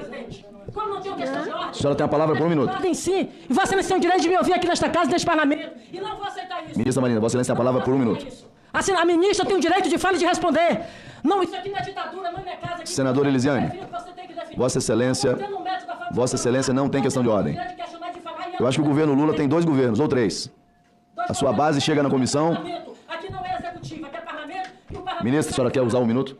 A palavra está assegurada. A forma como a senadora é tratada no sentido de garantir a sua fala. Vossa Excelência tem a fala. Não permitir que se transgrida esse direito de fala da ministra. Isso é obstrução. A base obstruindo o próprio governo. Vossa Excelência tem a palavra. Muito obrigada. Posso? Não, é que estava tendo um diálogo ali, eu só queria... Vossa Excelência tem a palavra. Obrigada. Bem, primeiro, eu sou uma pessoa que conheço as regras do parlamento e eu sei que as coisas são dinâmicas, elas mudam, né? Acho que algumas coisas mudaram. Mas o debate, e quando você é convidado, eu entendo que eu não posso, que alguém atribua coisas que eu não concordo a meu respeito e eu simplesmente tenho que ficar calada. Então, com todo respeito pelo ponto de vista contrário, eu só queria trazer algumas questões. O senador falou que o estado do Amazonas é mais preservado do que o Acre. E, de fato, é. Graças a Deus que é. Por vários fatores, inclusive fatores naturais, inclusive por causa da Zona Franca, que eu sempre me perfilei aqui, em todos os momentos, para defender a Zona Franca, que foi uma grande barreira de proteção à destruição do estado do Amazonas. O estado do Acre, como Rondônia e outros, veio uma saga de ocupação para transformar os antigos seringais nativos em fazendas. Foi assim que surgiu a luta do Chico Mendes, da qual eu faço parte e me sinto muito orgulhosa de ter convivido com ele. O Acre, que ainda tem floresta, tem muito a ver com essa luta, senador. Eu não me importo se queiram imputar a mim, pelo fato de ser do Acre. Eu prefiro sofrer injustiça do que praticar uma injustiça. Eu estava do lado dos que estavam preservando. E se há algo preservado ali, é porque dos meus 18 aos meus 28 anos, eu vi morrer 6 pessoas nessa luta de proteção para que o Acre tivesse a preservação que tenha. De fato, ele não é tão preservado quanto o seu estado, mas eu estava na fronteira de defender a preservação do Acre, a preservação do seu estado. E quando eu disse que 60% está relacionado à biodiversidade, olha o que acontece em países da África, olha o que acontece em países da Ásia, olha o que acontece em países da América Latina e Caribe, principalmente países que têm uma base agrícola muito forte como é o nosso. Destrói a biodiversidade e é um efeito em cadeia de prejuízo. Com todo respeito a Vossa Excelência, eu não preciso me vitimizar, os telespectadores estão assistindo. Eu estou aqui na resistência. E de resistência eu sei muito fazer. Sabe? Senhora, que é só obrigado, ministro. Obrigado. Agora, se quiserem atribuir que o Brasil não se desenvolve por causa da proteção do meio ambiente, esse debate a gente precisa fazer com mais tempo. E a discussão é técnica. É técnica causada pela ética. A ética do cuidado com as pessoas, com o meio ambiente, com o futuro do Brasil. É isso que eu quis dizer. Obrigado, e não de dizer que ninguém é mais ético do que ninguém. Né? Não podem atribuir a mim aquilo que eu não Muito obrigado. Muito obrigado. Na sequência... Senador, só um minutinho. Senhor presidente. Ela Pois falou não, em Marco. mortes. Eu não mensurar a morte, para mim, 1, ou 100, ou 1000, tanto faz, é morte. A senhora viu 6 pessoas morrerem. Eu vi 15 mil pessoas morrer na cidade de Manaus por falta de oxigênio, porque a BR-319 não estava asfaltada e era época de inverno, ministra. A senhora não me diga. Eu estava no... Nos 15 anos. A senhora vai me ouvir nos agora. 15 anos que eu Ministra. estava no governo. A senhora vai me ouvir. Por que não fizeram, senador? Ministra, Ministra, eu estou lhe dizendo que não dá para mensurar, eu não estou lhe atacando. A senhora está dizendo que viu 6 pessoas morrerem. Pô, eu fico solidário às famílias dessas pessoas que morreram. Obrigado, Agora, obrigado. eu estou dizendo para a senhora que eu vi morrer 15 mil pessoas na minha cidade por falta de oxigênio, porque não tinha uma estrada para levar oxigênio. A senhora quer que eu fique passivo a tudo isso? Ministra, deixa eu dizer uma coisa. Se a senhora tem uma história... A senhora tem uma história, eu tenho uma história. Eu morava numa cidade no interior, no Peru, que morreu 70 mil pessoas num terremoto. Eu perdi tudo, minha família. Eu era adolescente, minha família perdeu tudo. Eu via pessoas sendo enterradas em valas, porque poderia transmitir doença depois de 2, 3 dias, aqueles corpos todos perdidos ali. Não foi uma pessoa, não foi 6, foi 70 mil. Eu vi na minha cidade, meu irmão morreu por falta de oxigênio. Amigos meus morreram por falta de oxigênio, porque não tinha oxigênio. E a senhora está me dizendo que viu 6 pessoas. E eu digo mais. Quem é que vive de extrativismo hoje ainda? Quem é que ganha dinheiro com extrativismo? Não me faça falar sobre borracha, porque vocês não chegam nem perto da exploração extrativista que o meu estado tem. Nem perto. Eu subsidiava o preço da borracha porque o seringueiro pudesse, além de equipá-lo. Ou a senhora acha fácil o cara entrar, levar picada de cobra, levar onça nas costas? A senhora também, a senhora é dessa região, eu sou dessa região. A senhora conhece essa região tão bem quanto eu. Obrigado, então Marco. a senhora não me fale. 6 mortes, ótimo. Senador, a senhora está falando que obrigado. viu 6 pessoas Mas morrer. Eu vi 15 mil. eu sou livre Obrigado, pra falar. obrigado, senador Marco. Eu A não palavra, tô senador contra- Chico Rodrigues. Eu estou dizendo que pessoas... A senhora, a televisão está lhe ouvindo. Meia dúzia de comentaristas para falar besteira sem conhecer a nossa região. A televisão vai lhe ouvir sim. As pessoas pessoas. devo pago aí pra... Nos julgando. Vamos seguir a lista com a palavra o senador Chico Rodrigues. Quem nos julga é a história. E eu tenho paciência. A história vai lhe julgar. Já está lhe Vai, julgando. com certeza. A culpa da lei de licenciamento aprovada é da senhora. Não é. É sim. É a sua Pela sua intransigência. responsabilidade de Não é, cada Chico, um não que faça votou isso. aqui. Não faça isso. Cada um que votou aqui. Faça Cada um que votou aqui assuma A sua responsabilidade. Ministra. Não venha botar a responsabilidade. Ministra, depois Usar. faça uma reunião lá da equipe do governo e faça esse debate. Vamos seguir a Outra pauta coisa. da comissão. Ô, Senador ministro. Chico Rodrigues. É um governo de frente. Senador Chico Rodrigues. Ditadura que o Chico senhor não Rodrigues. se importou com ela. Senador Chico Rodrigues. Essa é a educação da ministra Marina Não, eu Silva. tenho educação. Ela aponta o dedo e... Não. Senador Chico Rodrigues. Mas eu não vou me vitimizar, Se eu não. fosse uma mulher submissa, eu não sou. Agora sexismo, ministro. Senhor presidente. Com todo respeito, ministro. Senhor Eu presidente. gostaria que eu fosse, eu não sou. Senhor presidente. Eu vou falar. Me respeite, Eu ministro. estou lhe respeitando. Me respeite. O senhor que tem que Senhor falar presidente, da minha Me respeite, ministro. Me respeite. Se ponha no teu lugar. Vossa Excelência tem a palavra. Isso, presidente! Que isso, presidente? Não venha me Que chamar. isso, Não venha. presidente? Ministro do Estado. Que desrespeito Ministro do é esse Estado. com a senadora, com a ministra? Não, Vossa Excelência está me Que chamando. absurdo! Vossa Excelência está atribuindo a esse absurdo! presidente como sexista. Não Que sou sexista. absurdo! Senador Que Chico absurdo! Rodrigues. Ponha-se o senhor no seu Ministro lugar, do Estado. presidente. Ponha-se o senhor. Vossa Excelência, Desrespeito Vossa com a Excelência, ministra. Vossa Excelência veio a esta comissão para tumultuar. Me perdoe. Senhor, que absurdo! Vossa Excelência está debatendo com um aliado Isso do aqui é um governo, absurdo. que eu tenho o maior respeito. Permitir as falas aqui. Não, ministra, todos os ministros do governo que vieram nessa comissão, eu tratei com o maior respeito. Está aqui a base do governo, que é... Estou lhe tratando com a mesma dignidade. Não estou lhe tratando com diferença. Agora, a pasta de Vossa Excelência, as posições, inclusive de membros do governo, são posições diferentes, divergentes. Como é na democracia. Então não atribua ao presidente dessa comissão a divergência. Com todo respeito. Senador Chico Rodrigues, Vossa Excelência. Ministra Marina Silva. Vem dizer que votou por vingança. Quem ganha o voto do povo tem que assumir a Ministra Marina Silva. Vossa Excelência quiser continuar fazendo discurso, não vão trazer. Pois não, senador Chico Rodrigues. Presidente. Não tem problema, é isso que eu disse pro senhor. Eu não me preocupo com as Nós vamos fazer mais uma audiência aqui, Vamos fazer mais uma audiência pra gente continuar o debate aqui por mais tempo. Não, da próxima vez não vai ser audiência nem convite. Vai ser Vamos a convocação. Bora, senador Chico Rodrigues. Convocar não tem problema. Senhor presidente Marcos Rogério, paciência e caldo de galinha não faz mal a ninguém. Vamos ter todo mundo paciência, tranquilidade, vamos acalmar os ânimos. Na verdade, eu recebi no meu gabinete uma indicação de audiência pública interativa que diz o seguinte: a ministra Marina Silva prestar informações sobre estudos e reuniões realizadas para a criação de unidades de conservação marinha na margem equatorial, constante da segunda atualização de áreas e ações prioritárias para a conservação do Ministério do Meio Ambiente e Mudanças do Clima. E isso foi o que recebi aqui da audiência pública da ministra Marina Silva. Obviamente que o parlamento tem todo o direito de apresentar as suas demandas, muitas vezes reprimidas, em relação a temas de uma área tão diversa como é a questão do meio ambiente. E lógico que aqui deve ser discutido e temos que ter unidade no essencial. Apenas isso, que é exatamente o convite à ministra para responder sobre essas questões que aqui estavam alinhadas. Eu apenas queria também parabenizar o senador Lucas Barreto pela preocupação, pela luta intermitente dele em relação a esse tema da margem equatorial. Nós sabemos que foi um assunto que se arrastou por dias, por meses, para que pudesse efetivamente ter uma definição do Ministério do Meio Ambiente, através do IBAMA, as concessões das licenças para pesquisa, nem ainda exploração, e obviamente as coisas, cada coisa no seu tempo. E as coisas estão acontecendo de uma forma muito tranquila.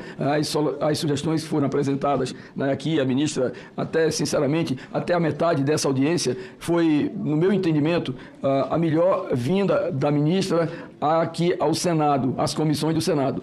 Até a metade dessa audiência, antes que os ânimos se exaltassem, foi ela realmente reconhecendo alguns avanços, algumas mudanças, e lógico que depois as coisas passaram para outro ponto onde que a opinião pública brasileira está avaliando cada um de nós.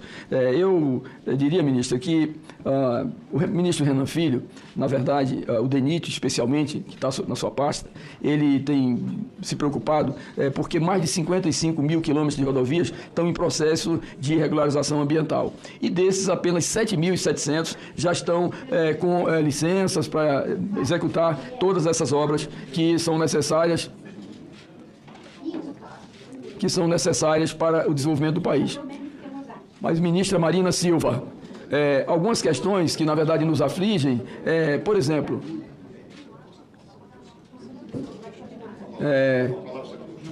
A margem equatorial foi uma discussão apresentada, a BR-319 que se transformou numa grande polêmica e que é fundamental e é necessária para o estado do Amazonas e Roraima como um fator de integração nacional. A exploração de pesquisa de petróleo e gás na nossa bacia do Tacutu, lá no estado de Roraima, que apenas a licença para pesquisa, né, o ferrogrão, a ferrogrão, Angra 3, criação de reservas, né, que na verdade não tem paradeiro, a pavimentação da BR-135, 242. Então, e os números, ministro, que são divulgados aí pela grande imprensa, é que aproximadamente mais de R$1 trilhão em mais de 5.000 obras estão prejudicados pela demora das licenças ambientais. Nós sabemos que o Ministério tem critérios, o IBAMA, obviamente, tem as suas peculiaridades, mas nós que defendemos e votamos favoravelmente ao PL 2159, da Lei de Licenciamento Ambiental, né, e nós entendemos que é um novo momento para que nós possamos, de uma forma cuidadosa, ordenada, ponderada por todos aqueles que fizerem a sua autodeclaração na execução de obras, nós temos certeza que, pelo menos o objetivo de tudo é o compromisso com a preservação ambiental, inquestionavelmente. E por isso é que o nosso país ainda hoje é um dos países que tem maior preservação ambiental do planeta, né? Então isso fica bem caracterizado. Não vamos tirar jamais o mérito de Vossa Excelência, que é uma defensora intransigente, dedicada, estudiosa, reconhecida das questões ambientais, mas nós precisamos exatamente não de flexibilizar, porque flexibilizar parece afrouxar, mas que nós precisamos, na verdade, que critérios possam ser utilizados no sentido de nosso país, que tem uma possibilidade de investimentos e crescimento gigantesco para beneficiar a população brasileira, possa efetivamente, né, através dessa condução do Ministério do Meio Ambiente e do IBAMA, poder facilitar essas licenças, né, licenças de pesquisa e, obviamente, a posteriori de exploração, para que nós tenhamos a possibilidade de ver realmente essas questões ambientais bem cuidadas, como estão sendo, mas sem radicalismo. Portanto, gostaria que Vossa Excelência fizesse apenas só uma observação em relação a essas questões de rodovias, de licenças, etc., de uma forma resumida. Muito obrigado, senador Chico Rodrigues. Com a palavra, ministra Marina.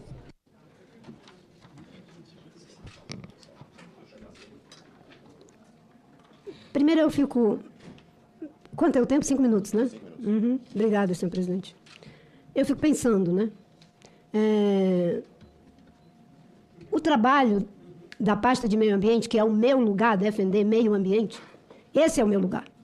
E é um lugar que eu ocupo, não por ser ministra, mas por ter compromisso com essa agenda, desde que me entendo por gente. E talvez eu só esteja no ministério porque tenho esse compromisso e essa prática. Então, o meu lugar, em primeiro lugar, é o de defender o meio ambiente.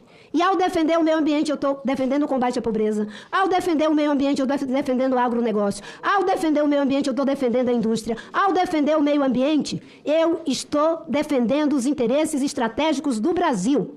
Porque hoje tudo passa pelo meio ambiente. Esse é o meu lugar. A outra coisa, as licenças, na nossa gestão, aumentaram significativamente, mesmo em comparação com governos que diziam que iam arrebentar a porteira. Posso dizer uma coisa. Entre 2023 e 2025, já foram cerca de 1.250 licenças. Das mais de 200 licenças dadas, mais da metade são para a Petrobras. Só que licença dada não é enxergada. Só são enxergadas aquelas que nós pedimos para que melhorem os projetos. Imaginem os senhores, se não fosse o IBAMA, o Centro de Proteção e Cuidado com a Fauna Oleada, da perfuração para a prospecção lá no Amapá, iria ficar a 800 quilômetros de distância. Quem fez que fosse construída uma base? O IBAMA. Se tivesse feito Vista Grossa, se tivesse ido para a galera, o IBAMA, vamos fazer como rende aplauso. O centro ia ficar lá no estado do Pará e não lá próximo do lugar que deve ficar para, se tiver um acidente, proteger a fauna oleada. A decisão é técnica. O IBAMA não dificulta nem facilita. Ele cumpre com as regras. Mas, infelizmente, se não tiverem as regras, aí não tem como proteger a floresta, o meio ambiente, os recursos hídricos, nada. Agora, o que eu não posso aceitar, e aí dialogando com Vossa Excelência, todos esses empreendimentos o presidente Lula mandou encaminhar para estudos. Todos. Ferrogrão, Margem Equatorial, Angra 3, 319. Não é estudo acadêmico. Tem que fazer o estudo que dialoga com o empreendimento. E que nós, inclusive, dissemos que era preciso que fosse feito. Avaliação ambiental estratégica para 319, Ferrogrão e o que for. E avaliação ambiental para a área sedimentar, para a exploração de novas frentes de exploração de petróleo. O Ministério do Meio Ambiente faz a sua parte. E nós estamos, porque tem que ser um processo conjunto, do Ministério com o Ministério da área de infraestrutura, nós estamos o tempo todo à disposição. Aliás, já estamos fazendo, no caso da 319, agora com o ministro Renan, que é o que nós temos dito desde sempre. Desde sempre. Mas às vezes eu me sinto como João Batista, pregando no deserto. Porque eu falo aqui que a gente tem que fazer uma série de pré-requisitos e a leitura em seguida é contra. É contra. Ora, o fato de você dizer que para fazer tem que cumprir com as regras, isso é ser contra? Quem é que está sendo contra? Eu que digo que pode fazer com as regras ou os que querem fazer sem regras? Contra as regras. É isso que está em debate aqui. Então, senador, agradeço pelas suas palavras e com certeza eu sou de luta e de paz. São as duas coisas. Agora, eu não posso admitir que as pessoas atribuam a mim coisa que eu não disse, a afirmação que eu não faço, que eu não fiz, ou que venham desqualificar o nosso trabalho, dizendo que é uma questão ideológica. O Ministério do Meio Ambiente trabalha com muita ciência. Muita ciência para poder fazer o que a gente faz. É preciso muita ciência para poder reduzir desmatamento em 46% na Amazônia, 32% no país inteiro, depois de um governo que desmontou a agenda ambiental brasileira.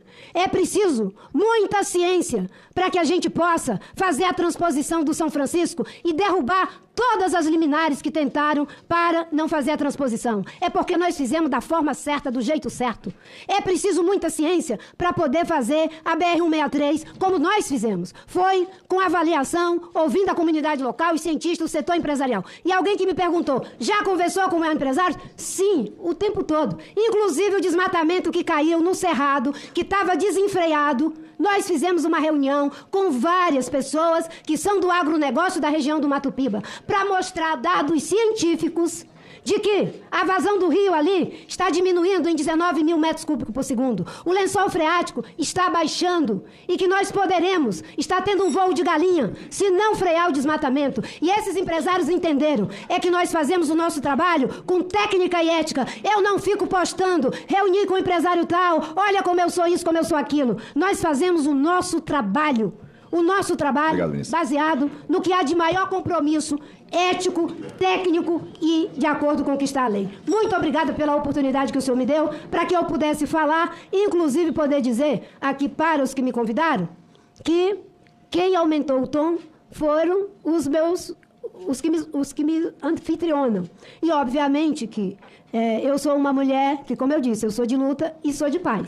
Mas nunca vou abrir mão da luta. Não é pelo fato de ser mulher que eu vou deixar que as pessoas atribuam a mim coisas que eu não disse. Na sequência, senador Plínio. Presidente, só com a última questão, eu acho que essa é gloriosa, essa pode ser gloriosa. Ministra, para quebrar, inclusive, essa resistência que houve ao longo dessa sua apresentação, só queria que Vossa Excelência respondesse, através dessas licenças ambientais concedidas, agora sai a BR-319? Eu acho que o próximo orador inscrito é o senador Plínio Valério, lá do Amazonas. Eu vou assegurar a palavra ao senador Plínio Valério. Ele me fez uma pergunta. Eu vou assegurar a palavra. Não existe licenciamento antecipado. Não existe licenciamento antecipado. Os técnicos estão analisando. Tem uma licença que foi dada Vamos lá. Senador Plínio Valério. A licença prévia foi dada. Agora tem outras fases, porque a licença é um processo faseado. Agora, é fundamental que tenha a governança. Senador, senão nós vamos abrir uma chave não vamos da Amazônia. Vamos tentar avançar, porque senão a gente vai ficar aqui apenas... Senador Plínio. Ministra Marina, que bom reencontrá-la. E ao olhar para a senhora, eu estou vendo uma ministra, eu não estou falando com a mulher. Eu estou falando com a ministra. Não, eu estou falando com a ministra. O senhor está falando com as duas coisas. Porque a mulher merece respeito, a ministra não. Por isso eu quero separar. Ministra, vamos assegurar. Vamos assegurar a palavra. Não provoque. Por favor, não provoque. Por que, que o senhor não me respeita por como favor, ministro? não provoque. O senhor que disse que Aí eu queria vou me fazer uma questão de enforcar. ordem. Vamos, O senhor que disse eu vou que queria me pedir ao enforcar. plenário. Presidente, O uma senhor questão que de disse que ordem. queria me enforcar. Não vai Foi o vitimizar, senhor não. que Peraí. disse que queria me enforcar. Presidente, uma questão de ordem. Eu vou pedir. Rogério, só um pouquinho. Não, só uma questão de ordem, Deixa eu fazer. Me permita, não vamos polemizar mais, não. Deixa eu fazer um apelo. Deixa eu fazer um apelo. Já disse que queria me enforcar. Agora Ô, ministra Marina. Isso, o senhor disse. Ministra, vamos colaborar todos. Vamos ter todos espírito colaborativo. Agora, se eu dissesse que não respeito Ministro. o senhor, como o senhor reagiria? Ministra. Eu respeito o senhor. Presidente, uma questão de ordem, presidente. Questão de Rogério, ordem. líder Rogério. Não, por favor. Deixa eu lhe fazer um apelo. Não, mas deixa eu pedir fazer. Eu posso assegurar a palavra, Vossa Excelência, mas eu acho que não vai. mas Eu queria fazer um apelo a todos os senadores. Eu queria fazer um apelo a todos os senadores. Eu sei que esse tema é um tema que desperta, obviamente, posições das mais diversas possíveis. E nós já estamos caminhando para a reta final dos senadores inscritos. Vamos tentar manter um ambiente de urbanidade, de respeito. Posições firmes são naturais do parlamento. Não se pode confundir posições firmes com ofensas pessoais, com ataques pessoais, mas de lado a lado.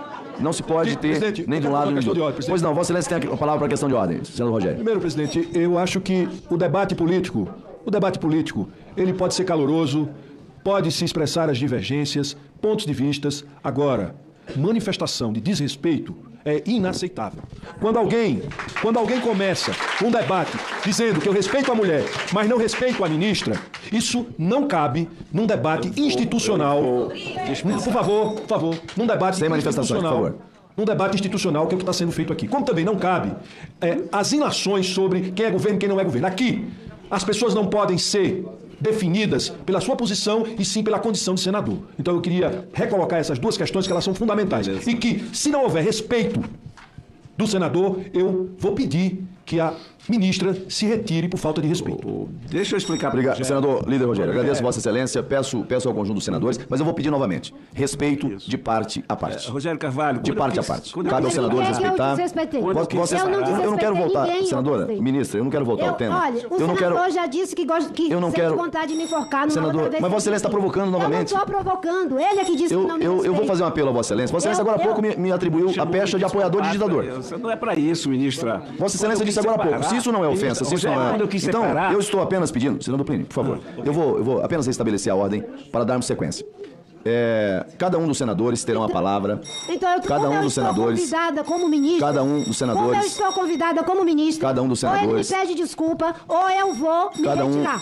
Porque eu fui convidada como ministra. Se como ministra ele não me respeita, eu vou me retirar. O senhor me peça desculpa e eu permaneço. Se Vossa Excelência, não pede desculpa, eu vou me retirar. Se Vossa Excelência quiser se retirar, Vossa Excelência pode se retirar. Não, vocês me convidaram como ministro. Pedir desculpa. Não, se Vossa Excelência. Cara, não faça isso. Quando eu separei, faça é porque pedido de não tenho desculpa. nada contra a mulher. O desvista da ministra. Foi isso que eu quis dizer aqui. Se me convidaram como ministra, tem que me respeitar. Ministra Marina Silva. Porque eu não fui convidada A senhora está acreditando quando diz que eu sou um psicopata? A senhora está acreditando na sua afirmação? O senhor é que disse que tinha vontade de me enforcar. A senhora disse que eu sou um psicopata. Está com medo de mim? Eu vou pedir. De mim, ministra? Está com medo? O senhor se denunciou. Eu vou. A ministra se retira. Essa comissão pautará na próxima sessão a convocação da ministra do Estado do Meio Ambiente. Eu quero pedir perdão em nome do Senado Federal. Perdão à população brasileira. Perdão a todas as mulheres. Perdão a todas as mulheres negras. Perdão a todas as mulheres que sempre são silenciadas. É esse o Estado brasileiro. Sexista, misógino, racista. Quando você recebe nessa casa, no Senado, uma ministra de Estado da conduta ilibada, da representatividade, como a ministra Marina Silva, e ela sofre o que sofreu aqui, todos nós sofremos. Porque isso está para além de campo de ideologia, de partido político. Até agora eu fico, assim, estarrecido com tudo o que ela sofreu naquela sessão, uma sessão que eu ouso falar, que foi uma sessão de uma verdadeira tortura. Mas ela ali, com a altivez, se manteve firme, forte e impôs o que é uma mulher dentro do Estado brasileiro. Não quiseram silenciar apenas a ministra de Estado, Marina Silva, mas todas as mulheres. Essa é uma prática que, infelizmente, a gente vê. Quando você quer desqualificar uma pessoa, você ataca a orientação sexual, ou você ataca a cor da pele, ou você ataca o gênero. E nós precisamos de homens e mulheres que não sejam covardes, que tenham a altivez, a determinação, a força e o vigor da ministra Marina Silva.